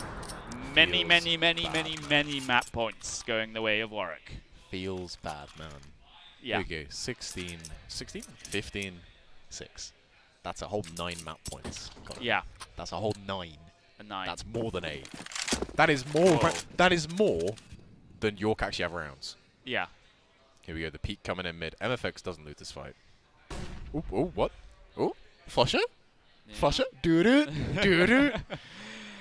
Uh, And that means the game is over. That freeze right there. That freeze does mean the game is over. But spoilers, but LSW takes Nigel down. Yeah, LSW finding the kill on towards Nigel. No further aggression coming out from the Stretchy boys through that smoke though. So I feel like Fades goes for an explore here. He's going up short. Oh. Arrogant. Scout. Oh no. Oh no. That's not what you want to see. You hate Yeah. to see it. Right, 4v4. Here we go. Right, okay, you ready? I can take solo cast here. I'm gonna go fast boy cast. Let's go. Right. Go on. Okay, so we do have I1 here in the mid with a scout. We do have Sigma W here towards the long position, playing the War Owl flash position. Cannot be seen from short, which is where Fades is. Okay, I like that angle. Here we go. We've got solo up on B. We've got Matt One holding short. Not holding the peak from short. He's not holding the close peak, he's holding the wide peak. Smoke comes in for the cross. We have people towards long. We have Mason. We have MFX. And we have the bomb in original G. I'm going to see how Fades lurks out here. Fades 100% comes out short late. Sigma W towards long. Is going to stand behind that long smoke. Oh, the massive gap here. Oh. And the scout doesn't get a frag. Mason takes down Sigma W. Mason reloading in the smoke. Can he take down Matt One on the side? Matt One does go down to original G there. And here we go. Plant down. I1 down. Let's spectate LSW to see if he can find any frags. Can't we find go. them. He'll have to play around the edge of the smoke. Oh. Can't find the no You have a scope, LSW. Use it. LSW not able to clutch out the rounds. They're right at the dying moments. The first map will go 16-6 the way for of the MFX. Warwick Stretchy boys. They'll take the advantage in this best of 3 series, and that Dust 2 was perhaps about as chaotic as we expect for a UKCS Dust 2. Now the question is there a horizon for York to win map 2? Or will the Warwick Stretchy boys finally pull themselves together, no longer be stretchy boys, and just be boys, and win the game? And just be the boys. Be the boys. That's what Up we're going the to boys. find out. But the thing is, next map is going to be Inferno. It is York's map pick. I love what Inferno. can they do when the maps are stacked in their favor? Join us just after this for what looks to be a fantastic Inferno. The only reason we're alive is to one day be divine. Is to one day be divine. Is to one day be divine. Is to one day be divine. Is to one day be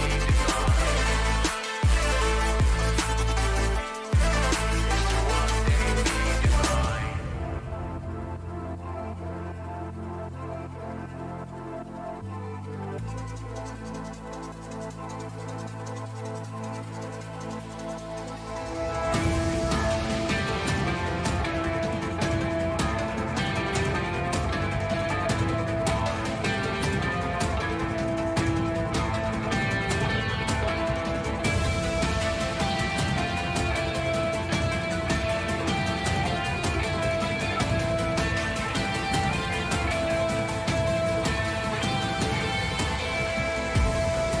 Maybe one day we will find all the things we left behind. The only reason we're alive is to one day be divine.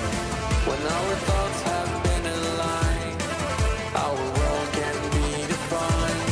The only reason we're alive is to one day be divine. Is to one day be divine. Is to one day be divine. Is to one day be divine. Is to one day be divine. Is to one day be divine. Is to one day be divine.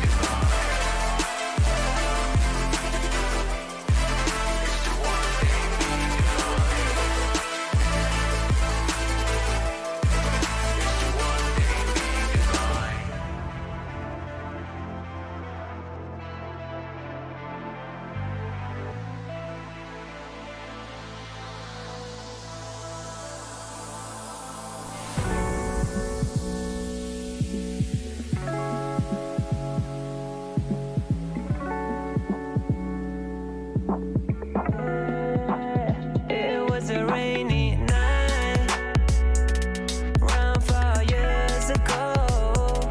Met you down the street, you were walking all alone. Knew we're unstoppable, it was magical. That in this town I can find someone just like you. I said I don't wanna hurt you back. I don't want you to leave me now. Just give me one shot to be the one, and I promise I won't let you down.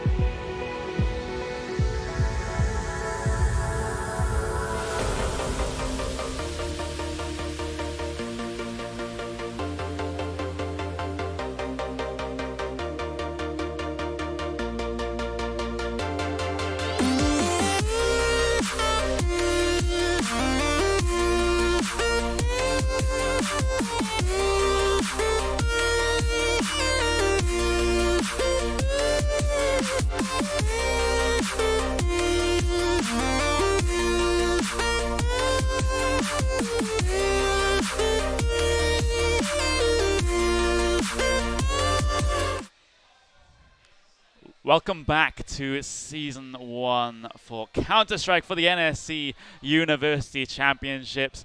We just had Dust 2, which was Warwick's map pick. They won it in pretty emphatic fashion as well. 16-6 was the end scoreline, and what was at times a very, very frantic and very, very confusing map to cast for both myself, Raptros, for Fate as well.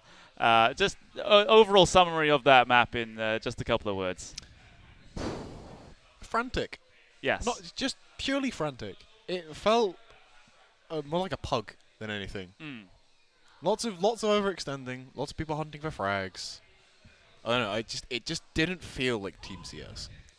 Yeah, it certainly didn't feel that way, as both teams were making some very, very crucial errors as well, especially in terms of their site holds. As it did have to come to those sort of clutch moments involving the likes of Mat 1, involving the likes of Original G as well. But unfortunately for York, not many of those going their way, and they weren't able to gain really any sort of momentum getting into that game. Only getting the 6 rounds on the board, where for a more competitive game, you're looking into double digits maybe to try and challenge. But now Warwick, they have this sort of the map momentum. They know they're just one map away from taking this championship. And yes, it's Inferno, and we don't see a lot of the Warwick boys on Inferno in previous games. So I'm very, very interested to see how this one will turn out. Of course, by virtue of it being York's map pick, of course they have the advantage. But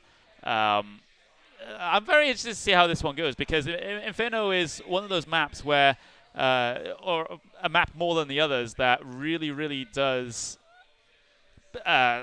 sort of benefit the CTs in terms of they have to, in terms of playing well on the CT side, excuse me, as I get my words in the right order. You have to communicate, you have to hold these crossfire angles at places like top mid, at places like Banana on towards B as well. So you really, really need that communication. You really need very, very good default setups here on Inferno if you're going to have any success in the CT side. Definitely. Utility usage is a lot more important on this map than basically any other map. It does look like the players are readying up now. Yeah. It does look to be the case. As, take us through some of that utility usage. Of course, banana control is going to be one of the big factors that we do tend to talk about when we talk about Inferno. So, what are sort of the strategies that teams can take on both the CT side and on the T side to take that very important part of the map? Honestly, banana control is a very important part of the map, as we've discussed before. You can take it with 2 Molotovs from either a T perspective or a CT perspective. Obviously, CT perspective is more focused on keeping the Ts out of banana, whereas the T side sort of control is more focused on pushing them back from. Because, as we know, the earliest the T side can get to banana is about the same point of which Molotovs can be deployed from the CT side. Yeah. So it is very much given to the CTs at the start of the round, and it is the T's job to take it back. Because banana control is very key to a lot of B executes.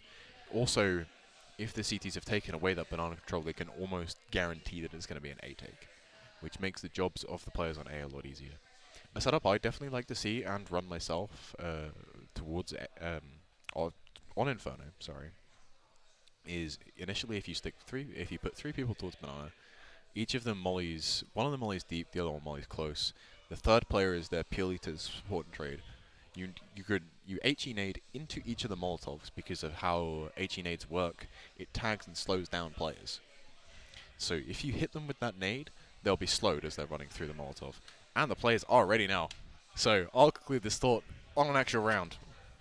We'll get ourselves into this game then. The second map of this best of 3 between the Warwick Stretchy boys. The National Railway Museum from the University of York. This is York's map pick on this Inferno. What can they do from the T side initially in this one? They'll break the windows in towards second mid, force Mason back off of the angle he was holding in towards that apps position. It allows York to get themselves a little bit closer up towards second mid, a little bit closer to getting themselves maybe on towards A, as once again they really do like these very, very slow pistol rounds to the University of York. I1 is there sitting ready and waiting with those 2 flashes and that smoke as well, which can be so crucial. That smoke will probably be deployed in that CT area to prevent any of these rotates from coming through very, very quickly from the Warwick side if the York side do decide to go towards the B side of things. I am hearing hearing a lot of chat right now, so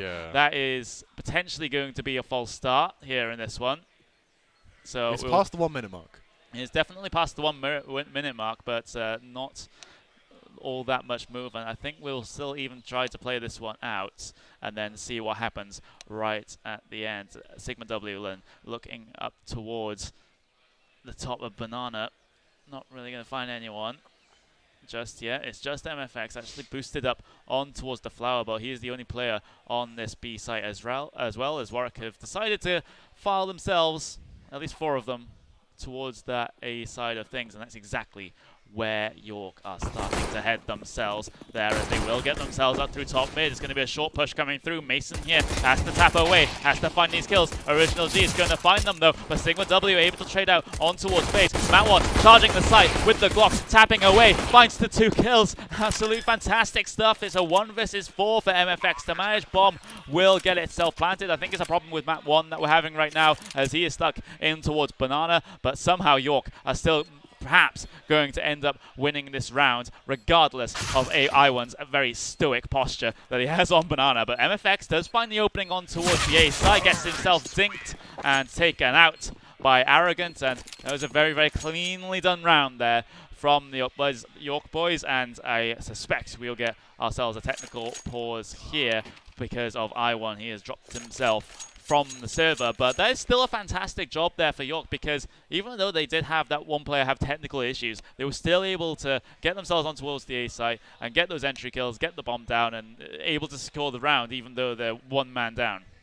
Definitely, I really appreciate the very slow, methodical playstyle they took there. I'm not sure if they were initially planning to go towards B or if they're going to fake it. They had I1 in Banana with the 2 flashes and a smoke. I know he flashed in deep, I think, before he crashed. Definitely Banana control being taken very early on there. Not so much from the CT side perspective. They peaked it early, but once, what was it? It was Nigel, I think, who ran across. Was it Nigel or Mason? It might have been it was Mason. Mason ran across mid, spotted nobody bottom mid, and he ran into apps. Got spotted by like 3 or 4 players, which obviously is just red flags going off all over the place, which called an instant rotate from Orbit MFX, who was boosted up CT. Yeah, exactly. That is a concerning part where you got spotted out early on. You have to be forced back off the aggressive angle that he did want to play in towards apps, which could have caught a good couple of players out there. He could have just, if he had a more advantageous position there, if he wasn't spotted crossing himself towards apartments, then maybe he could have peeked out from that sort of second mid balcony and trying to do something in terms of the York players trying to get themselves up towards top mid. But unfortunately, that wasn't to be. Forced off the angle early, having to play passive on the site. So even though Warwick at one point did have 4 players on that site, it still completely collapsed. Warwick able to close the distance with those Glocks, and it's very, very important to do so if you have that Glock, because taking a long-range fight with a USPS is not anyone's idea of fun. If you have a Glock, you have to basically press W, run at them, maybe AD a little bit, and then hit those heads. I still appreciate it was the days that said it really inquire about pistol rounds. That pistol rounds are less about hitting shots if you're a T side. They're more about making your opponent miss every single shot. So yeah, that if you can keep your movement very sporadic on T side pistol, you've basically won yourself a round. Anyway, back to my banana control point. Okay, so now we're actually in game. I can whiz all the way over. Ooh. Right. Okay. So you can get yourself a smoke here, which denies vision from bottom banana. You get yourself a molly here, and the molly here. Throw HEs into each of these mollies. You can have person jump spotting over this wall, because there's a gap right here in the 2 mollies. You molly close, and you molly deep. It leaves a gap about here, which means that the person who's jump spotting can see over. And there we go. That's it. There we go. In-depth analysis there from Fate, as the brilliant telecaster that he is, as we'll get ourselves up and started for the second round here in the second map.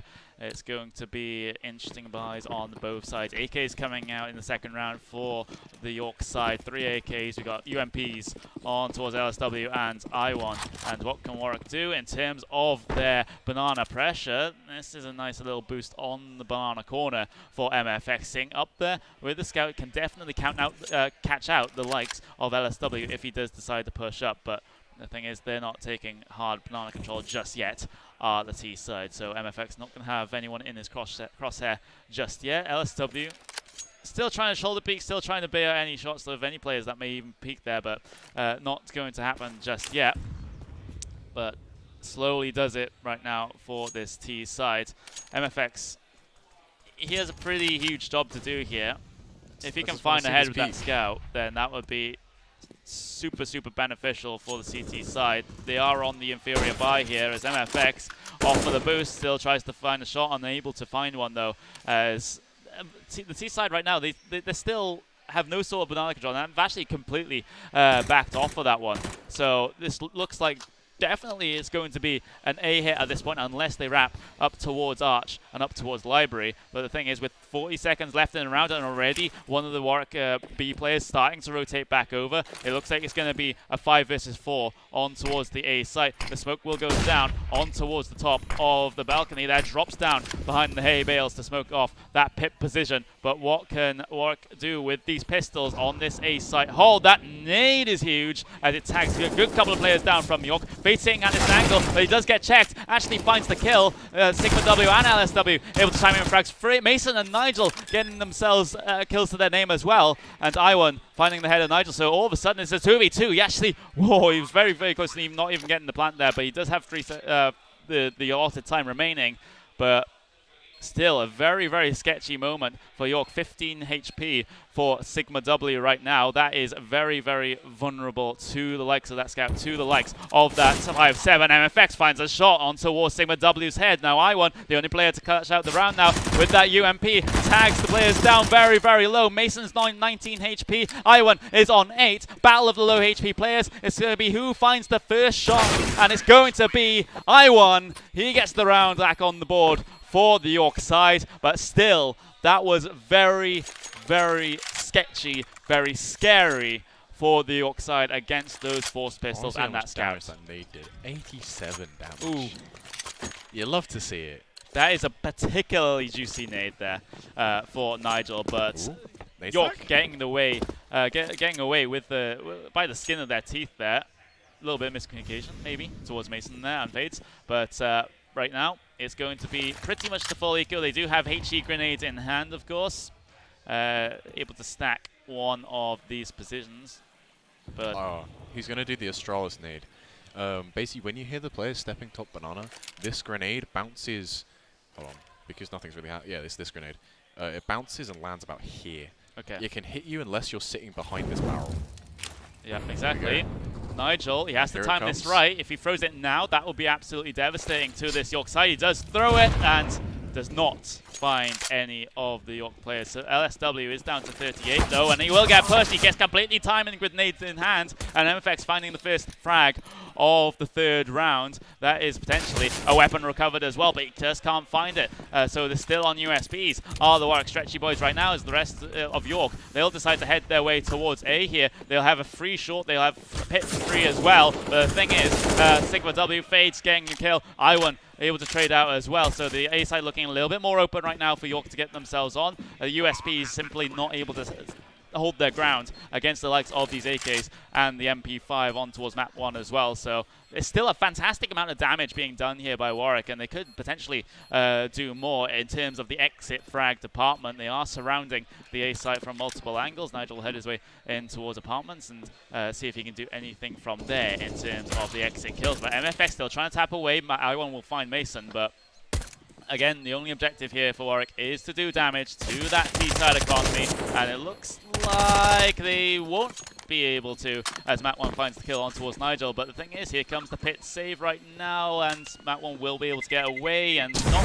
Oh, he does die to the bomb. That one is particularly interesting. Sigmund W and I1 able to survive into the next round. So that's 3 on the board now for York. But the thing is, here comes the real challenge now. Warwick will get themselves a bye. They'll get the AWP onto Original G. I wonder if we'll see double AWPs out. Nope, we will get that extra M4 on towards MFX instead. Simply didn't have the money for the double AWP setup in that situation. Now there's 3 coming towards B here. I wonder if we'll see those stamp nades down towards Long Banana. The smoke will come in, the control smoke. But the thing is, LSW very, very close. Able to get the frag, the frag grenades, excuse me, on towards MFX and Nigel. But here comes the aggressive push now from Warwick. The thing is, LSW and Sigma W able to be there and able to get those 3 frags. Absolutely brilliant. This B site hold has completely collapsed, but the bomb is so far back right now. It's going to be a little bit more time for Warwick to rotate if they so wanted, but it looks like this is going to be immediately a save for the Stretchy Boys, bringing those 2, hopefully bringing those two M4s for them into the next round. But Arrogant is on the hunt. See, that banana control was exactly what I was talking about. The smoke towards the bottom, the 2 mollies in. Unfortunately, they just weren't set up. They shouldn't have peeked there. They went over aggressive. They pushed into 3 people. Ideally, what you want to do is you could also, in theory, nade stack towards that wooden position, which saves the swing there. And they just didn't have the info. They were swinging in blind. They were literally blind. They were A, flashbanged, and they B, had 0 info on what was going on. I feel like they advertised it. Yep. Yeah. AK going the way of the Warwick Stretchy Boys. And they managed to save these 2 M4s here. Yeah. Absolutely crucial coming into the next round. They'll get themselves on towards that maximum loss bonus. So they still get a decent chunk of money for losing so many rounds in a row, but right now the momentum definitely with the Orc players, and the Stretchy Boys, what do they decide to do here in terms of the buy? They can drop 2 more M4s if they so wanted from Mason and Fades, but I don't think that is going to be the decision. They will go instead for the pistol buy on the rest of the players. MFX with a 5-7 and Nigel with the Deagle as well. So they're more concerned about getting a buy next round instead of trying to challenge for this. I like the crossfire between Porch and Longhand. Quite an iconic crossfire. Definitely better to hold it close with the pistols. See, Original should be hearing all of this movement in alt mid. Should definitely be hearing it. Fades is there as well, sitting right by apartment, so you can hear everything that happens up in that position. Molly here to order NSE to playing sandbags. Doesn't even find the first frag there. That's the keyboard once again, doing me disservice. Yeah. Thing is, only the one frag going in the way of York right now, which is still the numbers Arrogant advantage in their favor. Excuse me. Arrogant can get caught out here if he plays too aggressive. 100%. And if these mid players don't push with Arrogant early on, he goes down. Yeah. He goes down to the player on long. Original G playing on the left from Arrogant's perspective. Let's have a look. Can Original G find? If it runs one, he's done. Unfortunately, does not find one. No. Mason, they're playing on the balcony still. Now into pit. Can he win this round? It's going to be a big ask. Never mind, they're going especially when they're going towards B. Yeah, exactly. But Nigel in the back calls here. Here's the flashbangs comes in. Here's the footsteps coming. Can he just get any greedy tees? Finds. No. I was going to say he could possibly find a couple here, but no. No, not if Arrogant has anything to say about it. Mason, no point even going for this one as, again, York looking very, very structured on their T side here, which is kind of to be expected considering it is their map pick. So refreshing from the last game. Yes, very refreshing. Very refreshing. Because Dust 2 was absolutely chaotic. Absolute it was shambles. Basically being played like a pug map, and it basically was at that point. And thing is, we're seeing a different side for York right now on their Inferno, where they do have these structured setups, which are really working out for them. And you can tell Warwick that this isn't really a map that they're used to playing together on. Of course, you know, they can play this in, you know, solo queue. They can play this on, you know, just random face-it pugs or ESEA or whatever service that you prefer to use. But in terms of things that they've potentially prepared for this map, I don't think the strat book is going to be that many pages long. No, there's definitely a lot of hesitation in the way they're playing. Like, especially like earlier on, you see they're quite slow out to spawn. It doesn't seem like they 100% understand what they're doing. Yeah. It doesn't seem. Which is a shame, because this isn't the sort of thing you want to be seeing from a top Uni CS team. You don't want to be seeing these sort of delays. You don't want to be seeing this sort of hesitation. York's got them nervous, and they should be. Yeah, With the way Warwick is currently playing this map, they should be incredibly nervous about what's going on. And we're seeing some of the mid-round calls as well being affected for the Warwick Stretchy boys. The major rules not really working in their favour, as we've mentioned on multiple occasions that their coach does sort of work more towards an IGL role in normal circumstances, but since we are playing the major rules here in the NSE, he can't talk during the live game, has to take the time out to be able to sort his team out. But which just happened, by the way. There was just a time. Yeah, there was just a timeout. So potentially further tactics being discussed in the CT side. See if they can sort out what has been going wrong as York gaining the app's control. Mason here.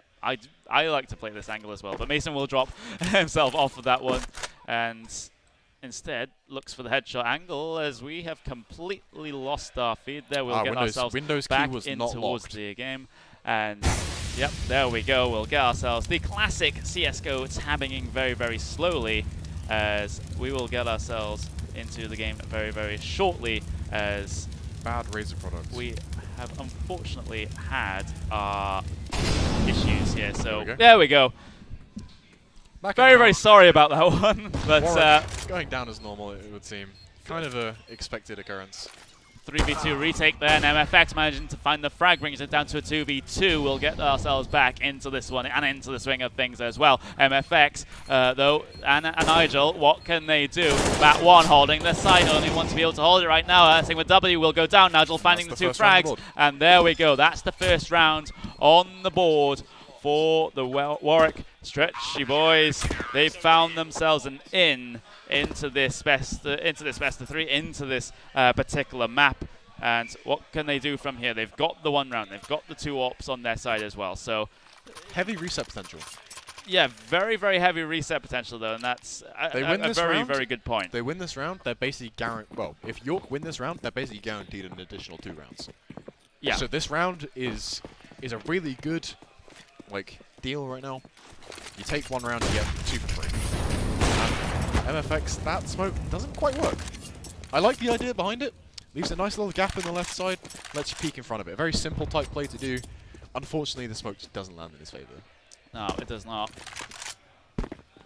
Instead, completely surrendering Banana for the T's to walk straight up if they so wanted, but the York side have been having more luck towards this A side of the map. They haven't really been exploring that much towards B. They prefer to head themselves out boiler, out towards top mid, find those frags and completely take B out of the equation since they don't go there all that much. But Original G posted that with this up on towards short.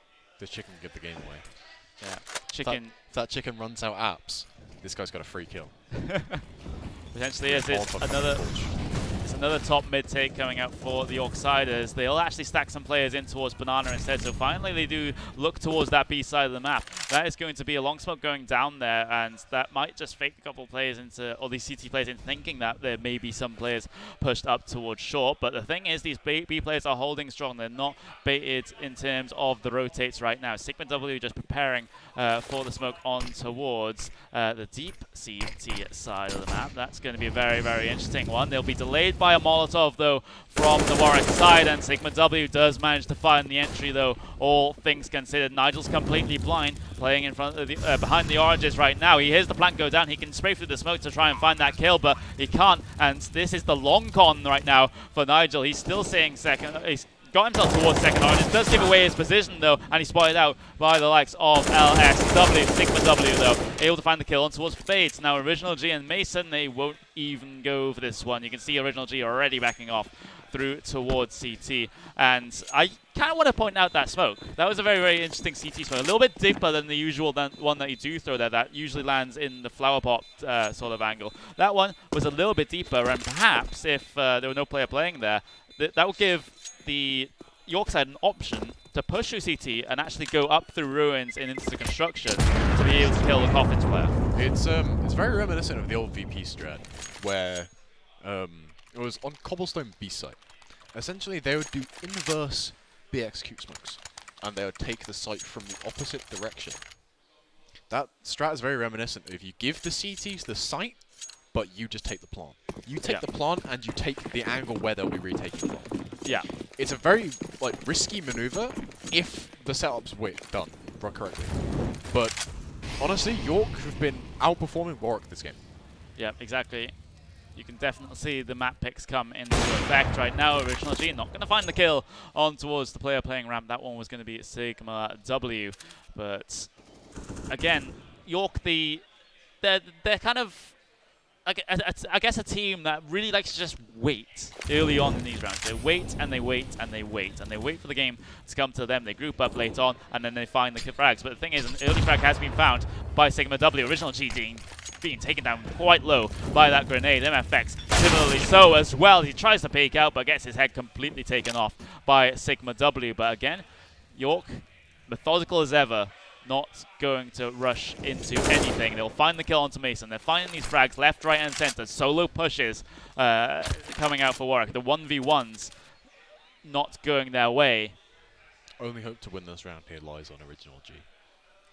He's pulled off miracles before, but if rumor has it, and we've seen it in the Twitch chat, Original G might just be ill, not feeling his best. So that could definitely be an issue.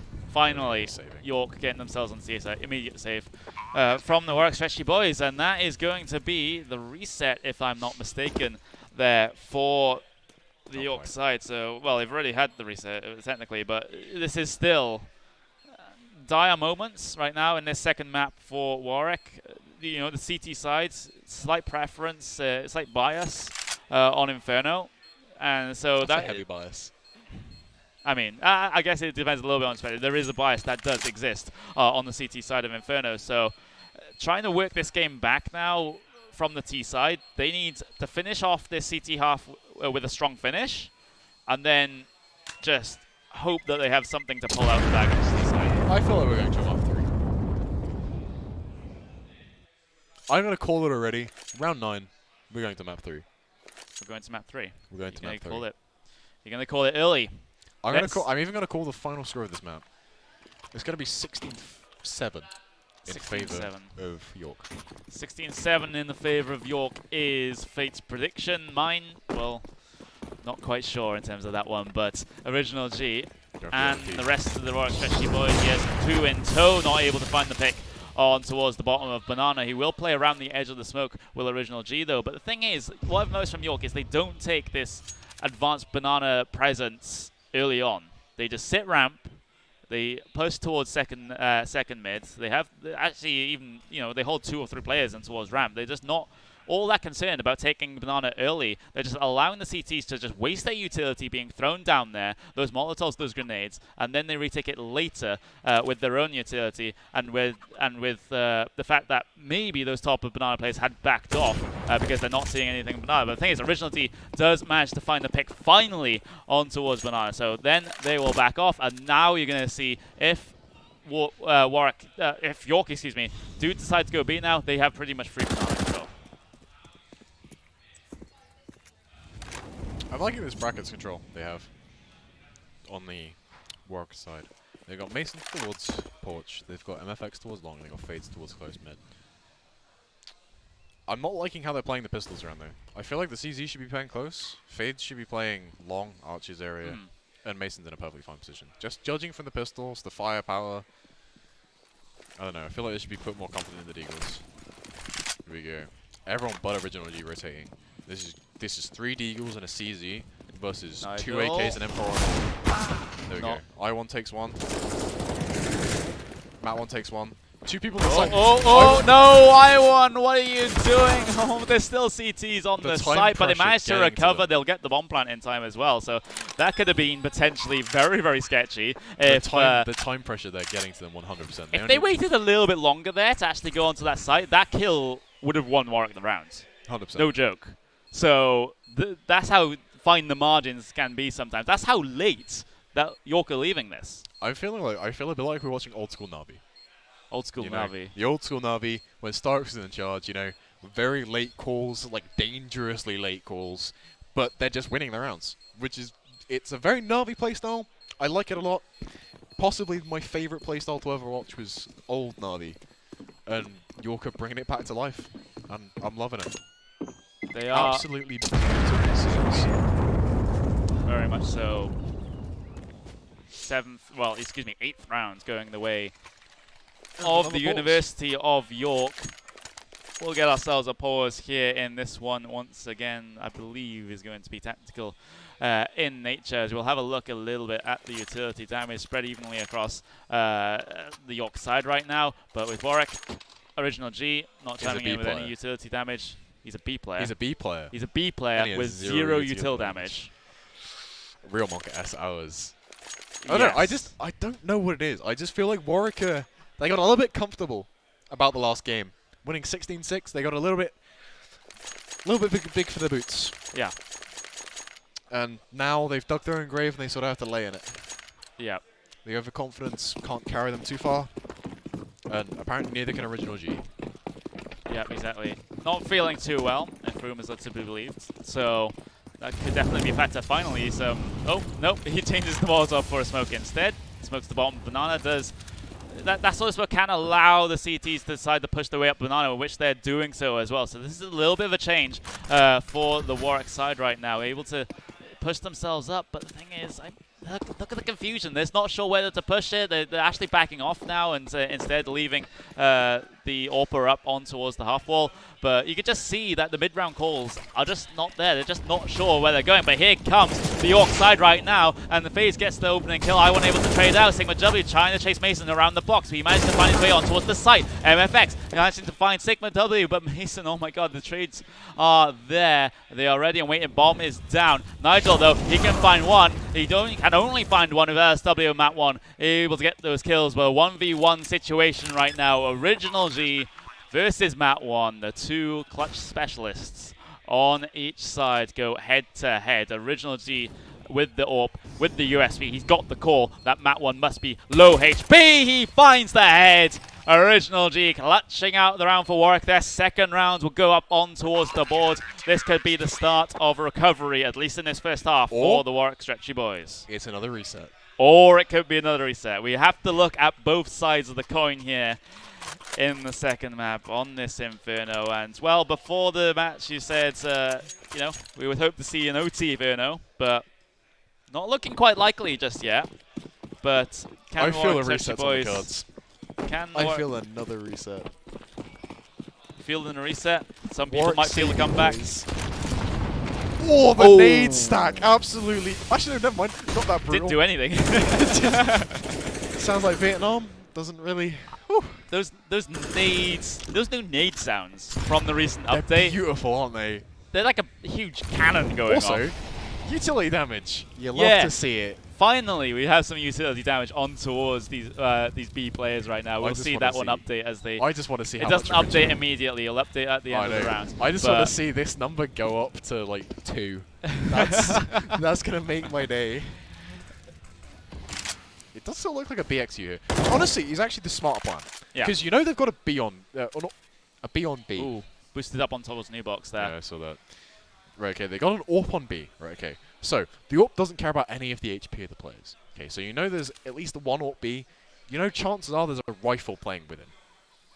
You know that Warwick have been playing very, very static in their approach towards A, okay? Which honestly I don't like to see. Playing a static A means that you give so much of the map control to the T side. It means you have no info. It means that you can only really like afford to ever keep 3A. Yeah. Okay? Whereas if you have that map control, if say you move up Fades and MFX, okay? If you move up Fades and MFX, you have so much more info. Like this contact B play here. Go. Out on towards the side, the York players will go, but Nigel is holding strong. Finally, will get traded out by Mat 1 with Original G chiming in with his up. Will not find the second kill. And it's going to be 8 seconds left on the clock for the York side. Here comes the wall back for Original G, not able to find it. Once again, York leaving it very late into the round. It's a 4 versus 2 in favor of the Warwick boys, but the thing is, the bomb is down. Original G, very low HP, able to back out of that sort of situation. But I1 He's very aware of the threat that CT can pose right now. Fades is in a pretty good position. It will give away his position by the throw of the Molotov. He's not going to find anyone new blocks. I1 will find MFX. Fades will trade out, and Fades will get the second kill as well. So that's going to be the third round on the board for the Warwick boys. They are not going to be reset. Well, I was wrong. I'm not afraid to admit that. But I just want to see this util damage. There we go. That's what you love to see it. Absolutely. There you go. 105 utility damage in one round. Proud of the original. Yep. Finally getting himself on the board in terms of the utility damage there is Original G. Which is the only stat that matters. It is the only stat that matters in Counter-Strike, of course. See, I want to see Warwick include more flexibility into their A setup. They need to be a lot more fluid. They got a nice early nade there coming out from Fades, hitting the 2 players bottom mid. But I think Warwick, if they're gonna want in, oh gee, okay. Gonna start again. Yes, if they want to start a chance of winning this, I feel like Warwick need to start being more fluid. Okay. They're playing very rigidly. They remind me of, I don't know.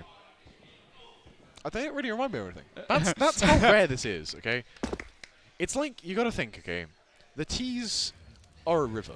The CTs are there to stop the river from flooding the village. Yeah. And if you make one dam, if that dam gets torn down, you build a new dam. But you don't build it in the same place, you build a different dam, a better dam. See, what Warwick are doing is they're just building the same dam over and over again. Which is just being utterly taken apart by York.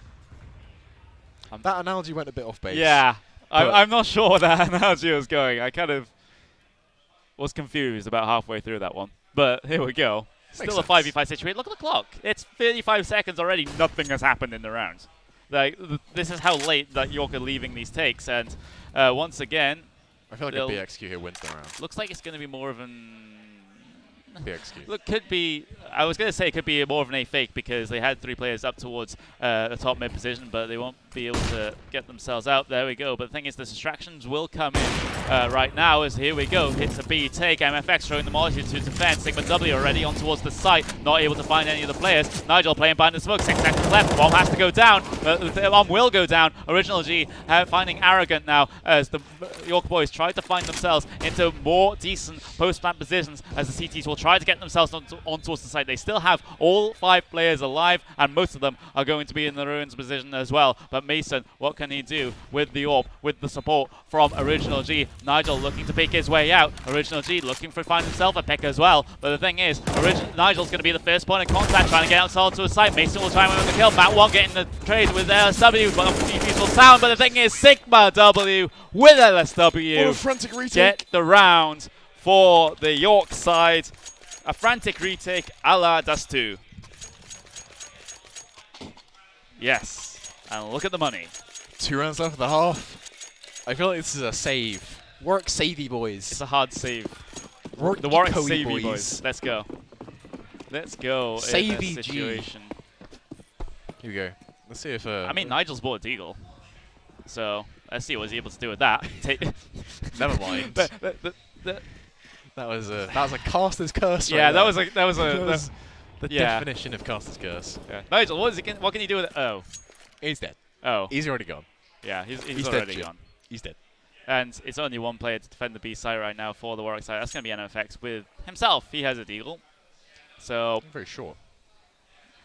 I don't even know what that comment was, but MFX. The giggles have started in the casting booth. But I don't know. What York, even on these eco rounds, they're not rushing into things. This is a nice ruin smoke here. Oh wait, yeah, bit weird. That's gonna. Oh, look at this rotate. They have the read. Ooh. But Arrogant should at some point just say, yeah, guys, just come A. This might be a little bit more spicy. Arrogant getting the info on towards the A side. This is the point where you just say DEFCON A, just come A. Execute B, come A. Yep, there we go. There we go. Full rotate coming out. MFX burning in a molly. Smokes come in. Well, they're all set up. They've all come to the party prepared, but there's no cake. Yep, exactly. That cake being the T side, giving them the bomb. Feels bad. They had the read and everything. They had the read. Arrogant proving that lurking is still a viable tactic. Still relevant in 2018. Still relevant. Even though not a lot of teams run it anymore. Mm. You know, lurking has very much fallen out of fashion. Yeah. But Arrogant proving exactly why it's useful. Exactly.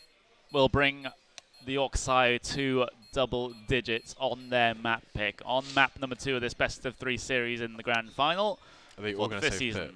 of the NSE CSGO Championship. And they'll actually potentially keep hold of all of their weaponry right now, unless they get overzealous in terms of their exits. They know that these Warwick boys are probably going to be sitting at exit frag angles, but they will save all of their weaponry into the next round, and this is going to be the last-ditch buy now, potentially, for the Warwick Stretchy boys.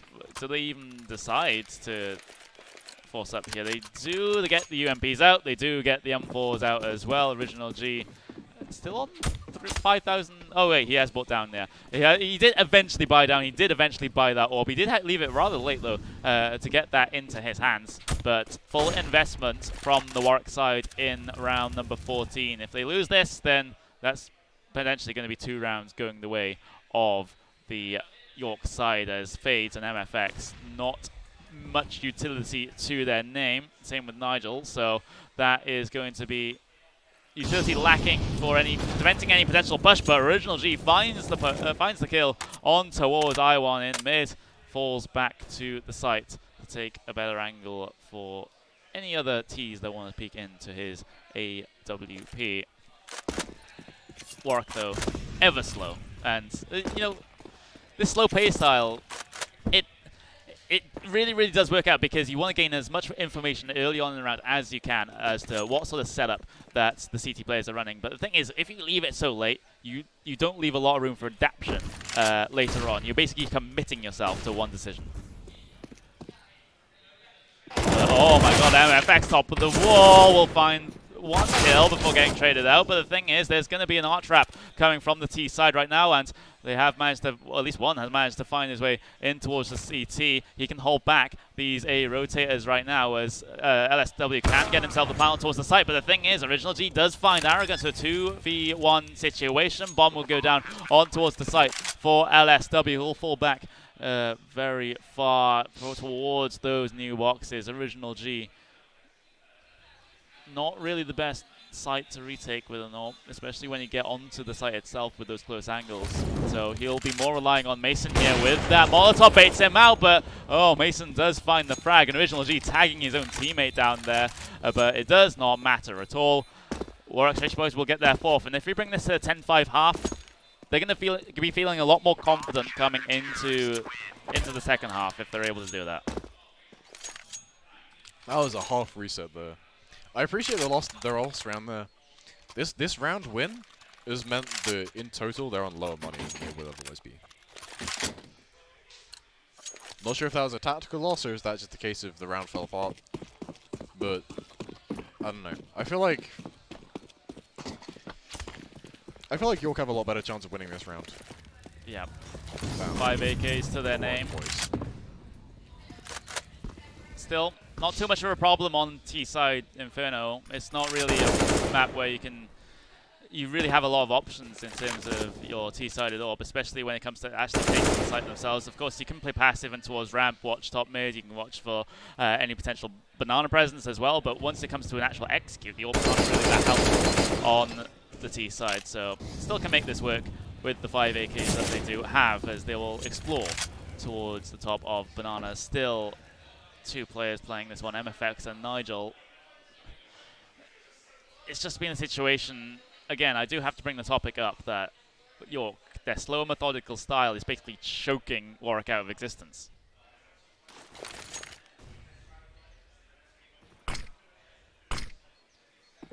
Early smoke going down on towards A then, on towards the balcony. That's more of a little bit of a fake. A little bit of a bait for the B players to try and buy onto in terms of getting the rotate, and they have actually baited the rotate out from Nigel, so he's going to head himself towards Arch instead. Leaves only MFX to try and defend this B site from a potential 3-man push for York. 30 seconds left on the clock. Once again, York very, very late in this situation. They'll head themselves up towards Banana, but instead the late round call will come in. 20 seconds left to get themselves on towards A with 3 players on this site right now. The rotates have gone back towards B. The thing is, that will be recalled now as the York will try to find their way out to the side. Bomb has been lost. 8 seconds remaining. LSW, though, can't find any frags. And Original G, Fade chiming in as well. That was way too late of a call. Honestly, I feel like they should have still committed B, though. Yeah, With those, with those 2 players out, they know there's at least... They know it's a 5v5, right? So they should have stuck to B. Should have executed B, like, straight away. Should have got those 2 players out. You know, at most, it's a 3v2. Sorry, best case scenario, it's a 3v1. Worst case scenario is a 3v2. You know they're not going to only play 2 players there. But anyway, into the pistol round. We do have a Molotov and a smoke coming out from Original G. And on MFX, we have a nade, a smoke, and a flashbang. Early nade towards B. No real damage done. Only really damaging Sigma W a little bit. Here we go, USP going for the shoulder piece. Just to get in mind now as you're there. That one trying to tap away while Blind still sitting sandbag, so still being harassed by MFX with the running Glock right to the face of that one, but there's still an opponent on the B site for Warwick to deal with. That's I1, but he will get quickly mowed down by Nigel, so the bomb will go down pretty easy here for the Stretchy boys. They'll even find the kill on towards Arrogant as well. A 1v5 situation for LSW. Can he find the Nigel's head? Can't find it just yet. He's trying to tap away. Fade is also pressuring him. He's also got pressure from Marines as well, so that is the correct play in that situation. You just give as many targets as possible. He can't, unless he's absolutely insane, he can't hit all of the heads there. But it's a pistol round going the way of Warwick, and that is exactly the start to the second round that they need here on this D side. Definitely. I mean, my prediction still stands. Prediction still stands. 16-7. 16-7. We're still sticking with the prediction. Oh no, I was just saying it's still available. It is still available. 16-7. It is still available. No matter how unlikely. Yeah. I have faith in York. You have faith. I have faith. You have fate. I have fate. Hey. Fate is on their side.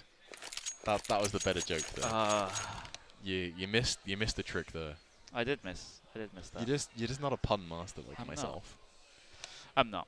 But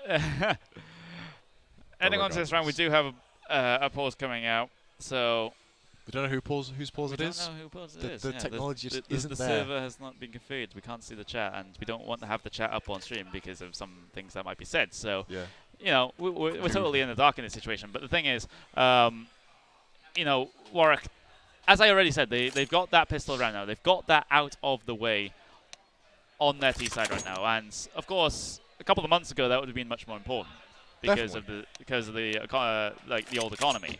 But right now, it's much easier for the CTs to sort of recover from a pistol round loss in this situation, because you can just get yourselves a couple of upgraded pistols in this round, and then you pretty much got an okay buy. No, you have no utility.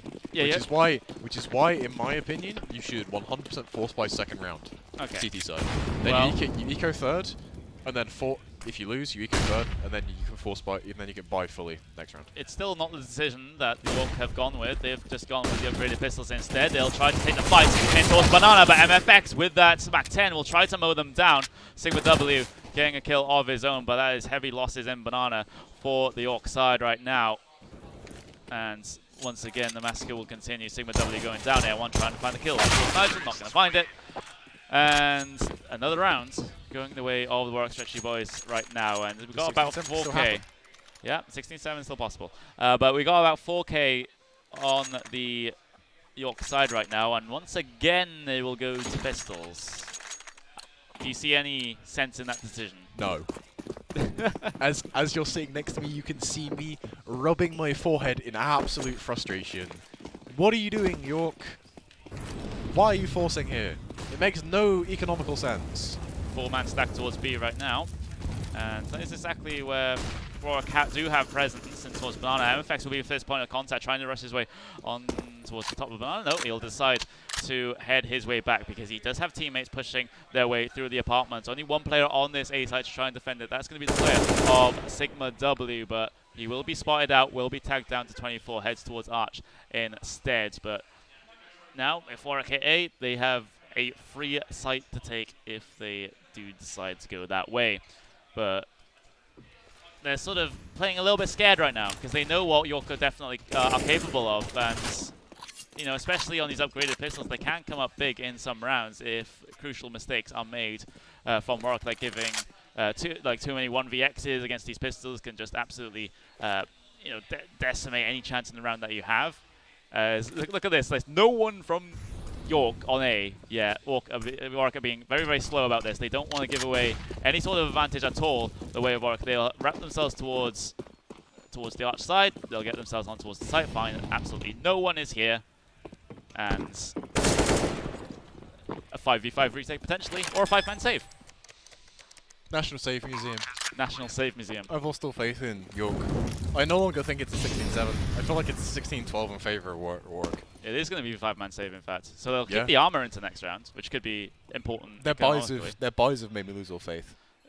I no longer have faith in York. The economy, the decisions regarding the economy has swayed me. No, this is a 16-12 in favor of Warwick. Has dashed all faith. But MFX is on the hunt, though, with that MAC-10, and why not? He'll potentially have an AK coming into the next round anyway, so might as well try and go for these frags. Finds the 2 onto Sigma W and LSW, with Matt 1 going down by the hand of Mason as well. So easy frags for these MAC-10s right now, just farming up that cash. And we'll look towards the next round. That's the Kobe going in for Mason there on one of the players, but you're just looking very disappointed towards me all the time right now. The force buys made...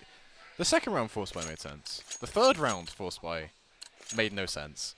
Because now you look at the util that they currently have, that could have been so much more. Yep.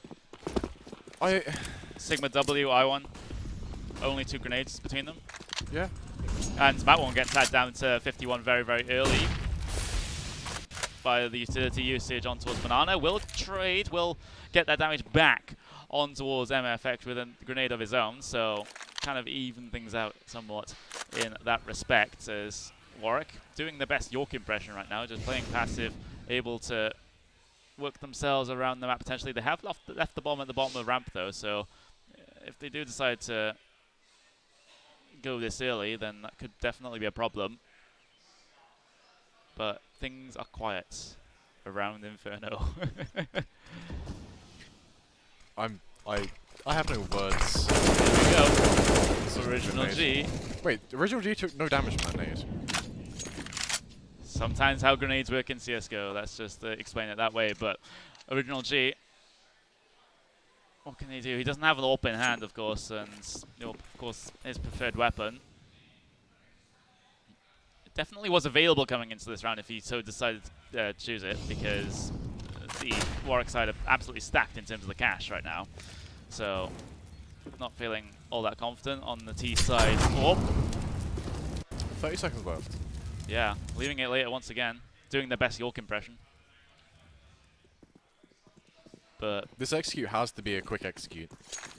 Mason's going to be the front runner here with a MAC-10. I think there's another Molotov. That Molotov. It's fine, they're wrapping there, they're wrapping.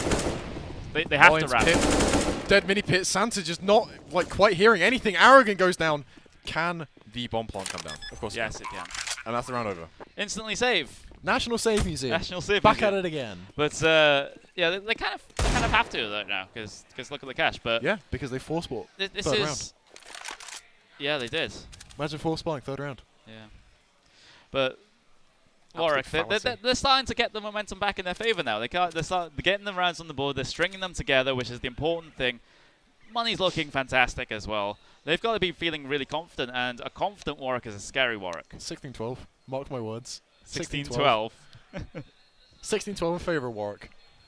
Oh, you think it's going to be 2-0? Oh no! Did you not hear me change it earlier? Yeah, 16-12. The economical decisions have been bad. I feel like that economical decision on the third round was just lost in this round. Okay. They were limited in terms of utility. As you saw, their utility usage was good. If their utility usage was worse, I could maybe justify the third round force buy. But judging from their current utility usage that round, there was no justification for it. I1's going to go for a peek mid here. Yeah, I1's going to be the man to do it if he goes for it. Nope. Just going to watch the second mid angle instead. Gets instantly flashed off for that one, forced back towards more of an arch position. But looks like this is going to be, MFX, be very careful there, literally playing with fire, even gets tagged down by the grenade, down to very low HP as well. That's going to be 12 HP there for MFX, so he does have to be very, very careful. One shot from pretty much every weapon in the game will kill him at this point. It's Mat 1. Glock will not. MP5 won't either. Oh, interesting. Does the same damage as a Glock. It True does. story. It very much does. But looking at the situation as it stands right now, Warwick have gotten themselves a good amount of banana control. They're exploring up towards the top of that as well. So they're not quite going to take that now. They're just instead going to decide to change the decision once again. Looks like it's going to be more of an A hit. Nigel here to try and sell maybe a potential fake, a potential lurk here, as there's a huge gap in that smoke there. So that is potentially very dangerous for this York side right now. Nigel definitely deliberately showing presence here to keep these CTs locked in on towards B, and they can't exactly cross without showing towards Nigel, so he's got them pinned in here on towards this B site. But the thing is, here comes the potential A hit here for Warwick if they decide to go. Actually, they do decide to go. I1 splashed off. The angle has to back off with that AWP. Reposts up onto another one. The MFX going to be first points on that. Taken down by I1. The thing is, there we go. Original G is going to trade out. Sigma W and I1 will get themselves kills on the board, but the thing is, the kills overall will go the way of York. So they will get their 11th, and that's my favorite thing to say. Reset potential. Reset potential, yeah. Reset potential. This is dangerous territory. Dangerous territory for the National Railway Museum. If they lose this round, it's another 3-round loss, which evens up the score. No, it doesn't. Actually. No. If they lose this round, score's even. Yes. I mean, if things go the traditional way, of course. Yeah. We have seen some upsets with 4 spies, etc., etc., etc. I doubt Warwick lose to a 4 spy. Cast is cursing. I'm gonna have to hold you to that now. Cast is cursing. If they ever lose to a 4 spy in any of the rounds, like in the rest of this best of 3 now, I'll pin you on that one. Oh, okay. But we do have a pause out there on the map right now, and another chance for the coaches to talk things over with their particular teams. Of course, the major rules in effect here for the grand final. Warwick strategy boys. Coaches the IEL. Yeah. Up the boys. Yeah, what's going to be the decision? They have the AWP on towards original D once again. MFX yet to buy though. I like how you've only just noticed that the York players, the National Railway Museum, have Thomas the Tank Engine inspired avatars. No, I think Mat 1's the best, or maybe LSW. Honestly, not sure. Yeah. I mean, the Warwick boys pictures are kind of meh. I mean, very professional looking, very clean. I like it, but at the same time, 3 of those players have pictures from the tournament that we can't mention. Yeah. So there we go. But we will get ourselves round 21 up and going here in the second map of the grand final. Here we go, fast peek for I1 in towards the molly, can't find anyone, can't find the shot either, gets completely flashed off, burned down to 54, that's early utility damage, actually going both ways now, because the Nigel gets tagged for 50 with the HE grenade, so that is... If MFX hadn't bought 2 flashbangs there, and it bought an HE instead, yeah, that would have been I1 down. Yeah. He would be dead. Yeah. Out of the round. Yes. Walk down. No support to reclaim it. And here we go, the banana control. As I was going through, like, the T side is all about reclaiming that banana control. Because you can do so much with just a little bit of banana control. And there we go, just peeking into I1, like... Why? One too many shoulder peeks. Peeking with the NATO as well. At least do it with your gun. But Arrogant looking for the kill on towards Mason. Mason finds it though, that's the opening... that's an opening that Warwick can potentially use. But here comes the rotate down towards A from the CT players right now.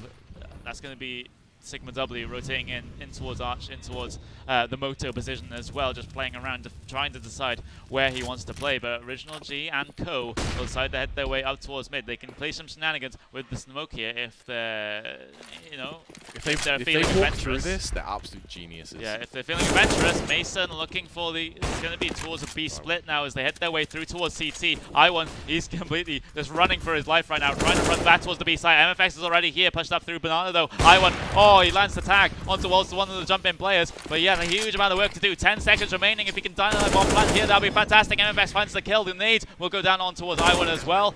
It's going to be a 4v2 situation. An instant save. The National Save Museum coming National Save Museum. I mean, they're a museum. That's what they're meant to do, right? They're meant to preserve artifacts. Preserve weapons in this case. It's like how, I'm trying to remember when it was.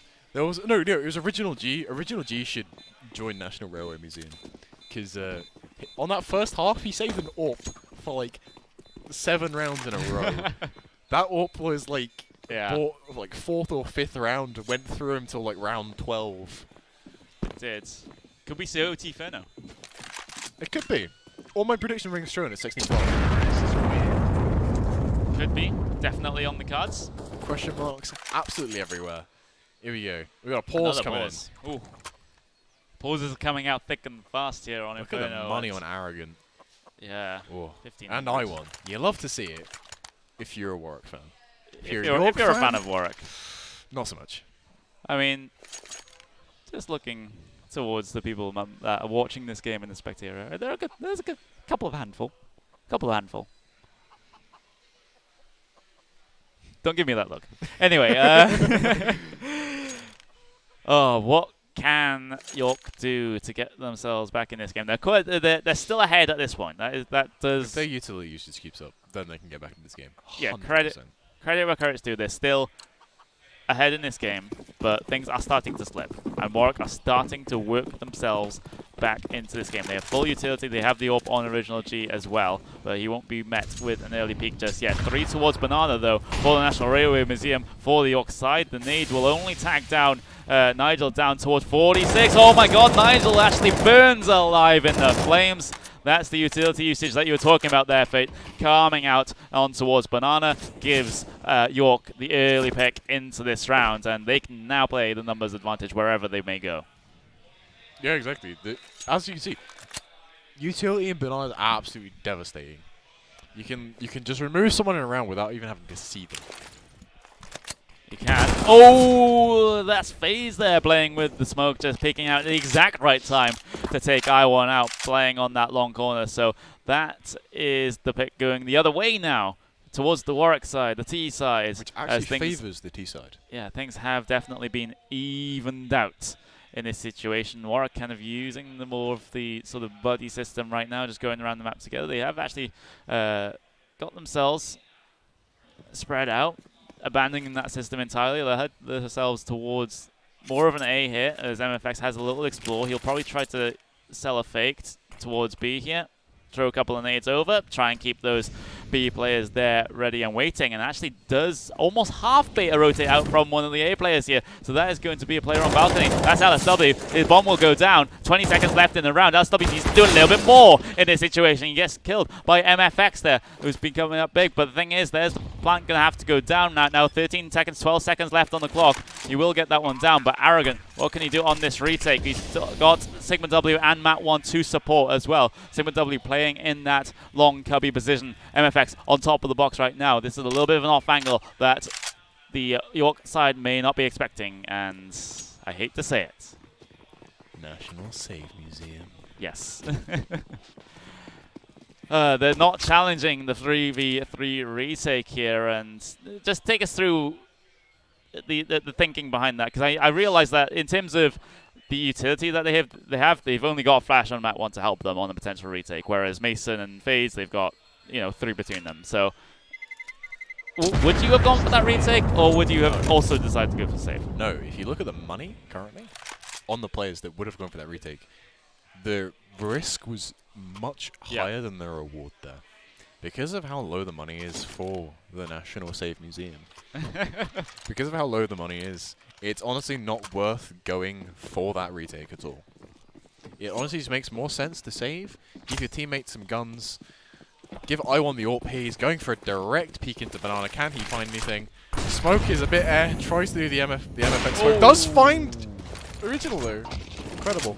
Yep, I1 getting the opening pick on towards Banana, and will immediately back off the position to play passive angles on towards B. That's all you need to do on that CT side. Potentially, as Arrogant gets very low, that they could have taken him out there in that situation. As this is an interesting play now for York. They're sending 2 players towards the arch side, so this is potentially something that Warwick wouldn't expect. But the thing is, they are a little bit 2 minds right now of what to do. Spread out across the map, able to easily be picked off in 1v1 situations. But the bomb lies bottom ramp right now, so Warwick not going to be committing it to anything just yet. The York side with the numbers advantage. Arrogant only on 20 HP with a deagle as well, so that is not the ideal situation at all. And now it looks like that Warwick setting up for some B execute. Let's see what's going to happen in terms of this one. 2 players to defend the site. You've got Sigma W playing in that dark position. We've got one playing Coffins as well. Nigel will be the first point of contact. He's the entry fragger here for this Warwick side. Gets himself up on towards the site, but the thing is, the kills for CT are there, and the I1 getting those 2 kills with the AWP. Sigma W getting 1, but the thing is, it's still not enough because MFX has managed to find himself a plant here in this situation against 4. I1 will take him out, and that's going to be the defuse coming in for York. Not quite seeing the shadow there, which is quite unfortunate. So as you can see from the Coffin's position, there is this shadow here, which obviously favors anyone peeking into ruins. Of course, MFX may have not seen that. May have thought it was just the trees, I guess. Which is quite unfortunate. Yeah. But at the same time, low money. Very low. For both teams. Yeah, exactly. This round. This round could be a go very, either very way. big one. This is something we haven't seen. A very quick push up through mid for LSW, taking that control very early on. And Warwick, they have to be questioning themselves right now. Has someone actually pushed mid, or will it was just utility for the sake of utility? Original G posted up with the AWP. Can't find the flick onto the player playing short. But right now, LSW, he's in a fantastic position here.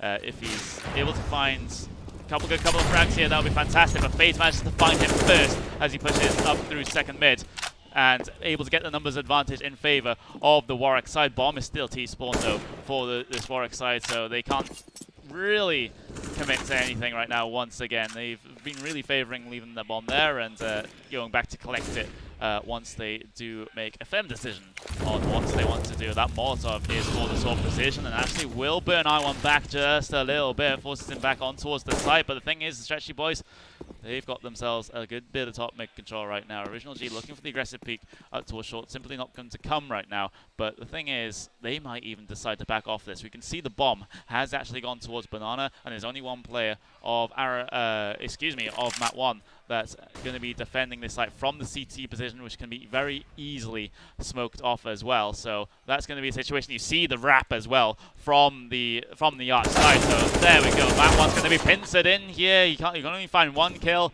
and it's going to be a B plant secured for the Warwick Stretchy boys right now. That was brilliantly executed. Arch to B, CT to B. Simple as it. All together now, including at home. National savings. I need like a jingle for it.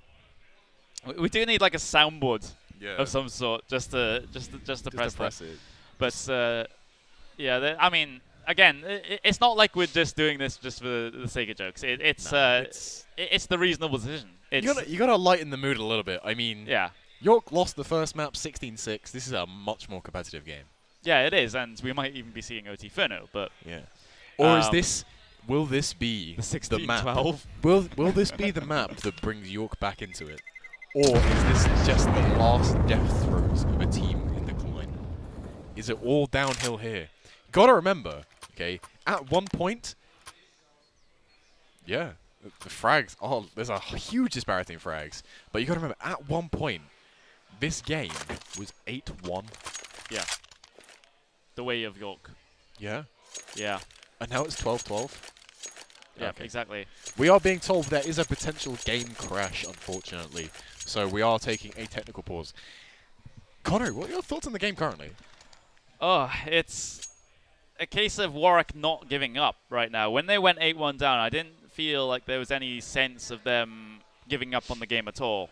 They just sort of reset. They took the timeouts that they needed, which is really important because their coach is a really big thing for them. So he was able to talk to the team, get themselves in the right headspace, get themselves calmed down a little bit. If they're getting frustrated, it just gives them a little bit of space to talk things over about what's going wrong. Okay, how do we start to solve these issues? And it looks like that they have gotten themselves at least a couple of the issues that they have been having sorted in this situation. So, it has resulted in them getting back to 12-12 here, even scoreline. So, and that's what we've seen for Warwick throughout the UniCS scene, I suppose. It's a team when they go behind, they don't think the game is gone.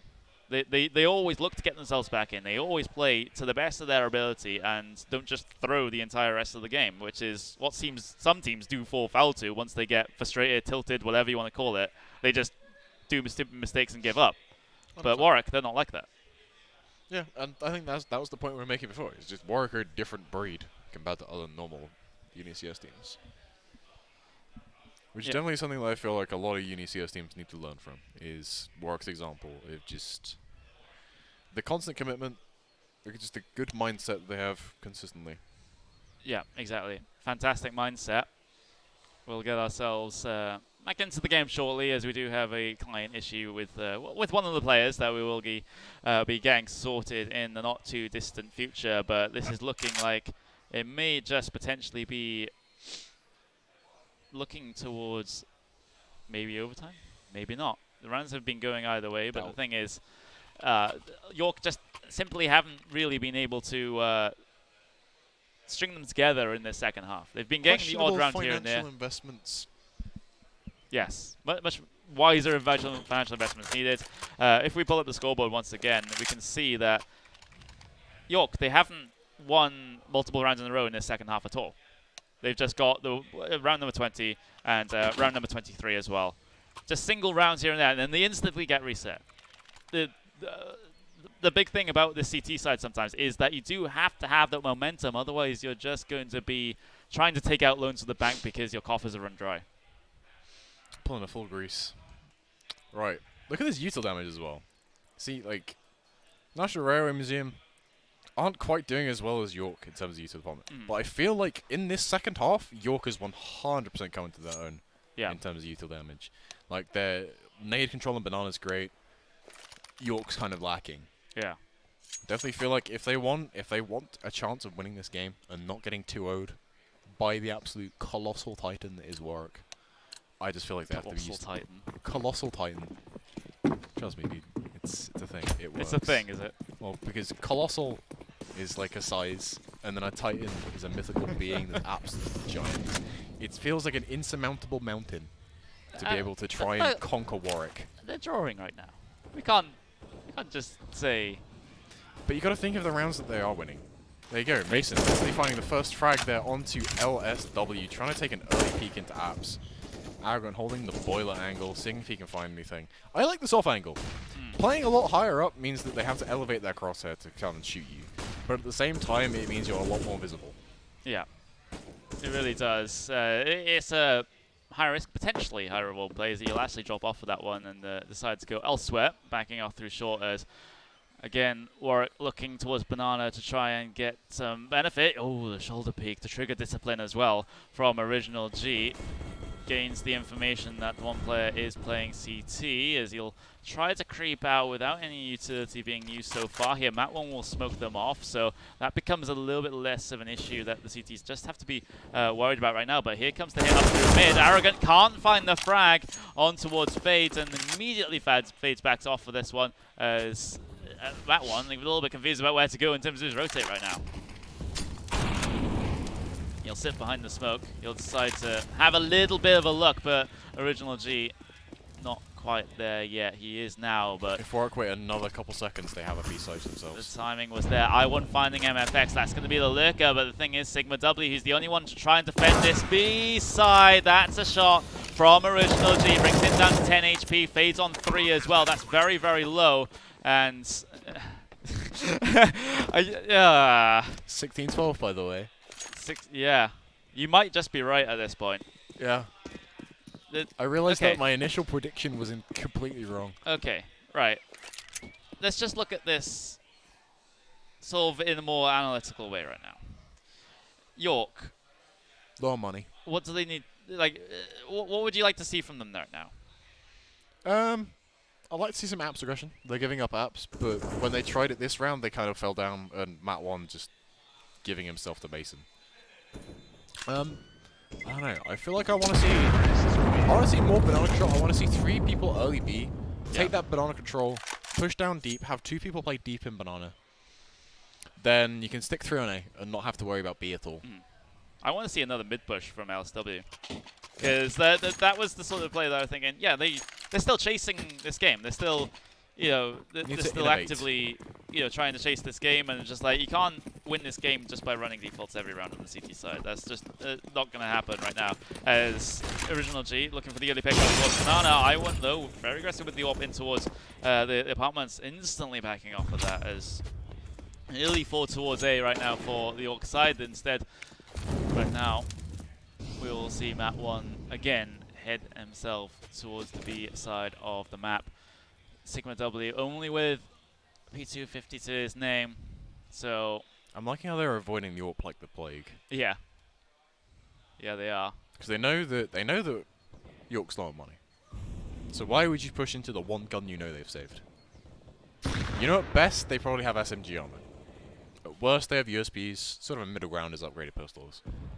I feel like if Warwick just go into B here, just pull and execute, take the trades, they win this round. This is the sort of round where you can afford to play a very scrimmy style. You can afford to go out on the site. You can afford to play these trades purely because of the weaponry you're facing up against. But here you go, they're walking into this AWP, and there you go. MFX goes down to goes down to Arrogant. Arrogant trades it out. Nigel takes down Matt 1. Player behind the pillar, close emo. Can he see him? Sigma W sees the shoulder but doesn't quite clock it. Now, can he see him? Oh, no. It's Nigel. Now he knows. There we go. Finally. But the thing is, this Original G actually getting the kill at the end of things. LSW going Fade's down. going for the spam. Yeah. Oh, Takes I down want Nigel. Comes from the smoke and just go down. Okay, that was a moment. That was a little bit of a moment. That was a bit meh. A bit close. Bit iffy. Yeah, I guess the noise is the one that we'll go with. But look at this. York was 27 rounds in. 2 of your players are yet to hit 10 frags. 10 rounds first half, 2 rounds second half. Yeah. I think we're just seeing Warwick come into their own this game. They missed their stride on first half. They've warmed up a bit now, and they've hit it in the second half. They've hit the ground running. Here we go. I like this boost. I like to see it come out occasionally. It's quite nice. But the thing is that Fades has been spamming this. Yeah, there you go. Nigel finding the early frag onto Matt 1 there. Did not. He's doing it me. He's pulling a Fate. He's just walking out B finding entry frags. Yeah. This is the sort of thing you want to see from an entry frag. You just want to see them walk out on a site, full and ready, and just find these frags. Now you know that's what it is. If he gets this frag, this round's over. Then it's looking dire. Well, thing is, York have pulled one back, getting the kill on towards Mason, but oh my god, Sigma W is absolutely pinned in, and Nigel will find the kill. Oh, it's all starting to fall apart once again for the York side, and they'll get themselves the kill at the end of the round as well, and it's match point going the way of Warwick. And this one, it's York just. They had such a good start. They had such an amazing start. Questionable financial choices. Just let it slip away. And then, obviously, Nigel realizing how to entry frag that last round just sealed the deal. Nail in the coffin. That's what you want to see in entry frag do. You just want to see them walk out on a site, full confidence, take these fights. This could potentially be the last round, especially with opening frags like that.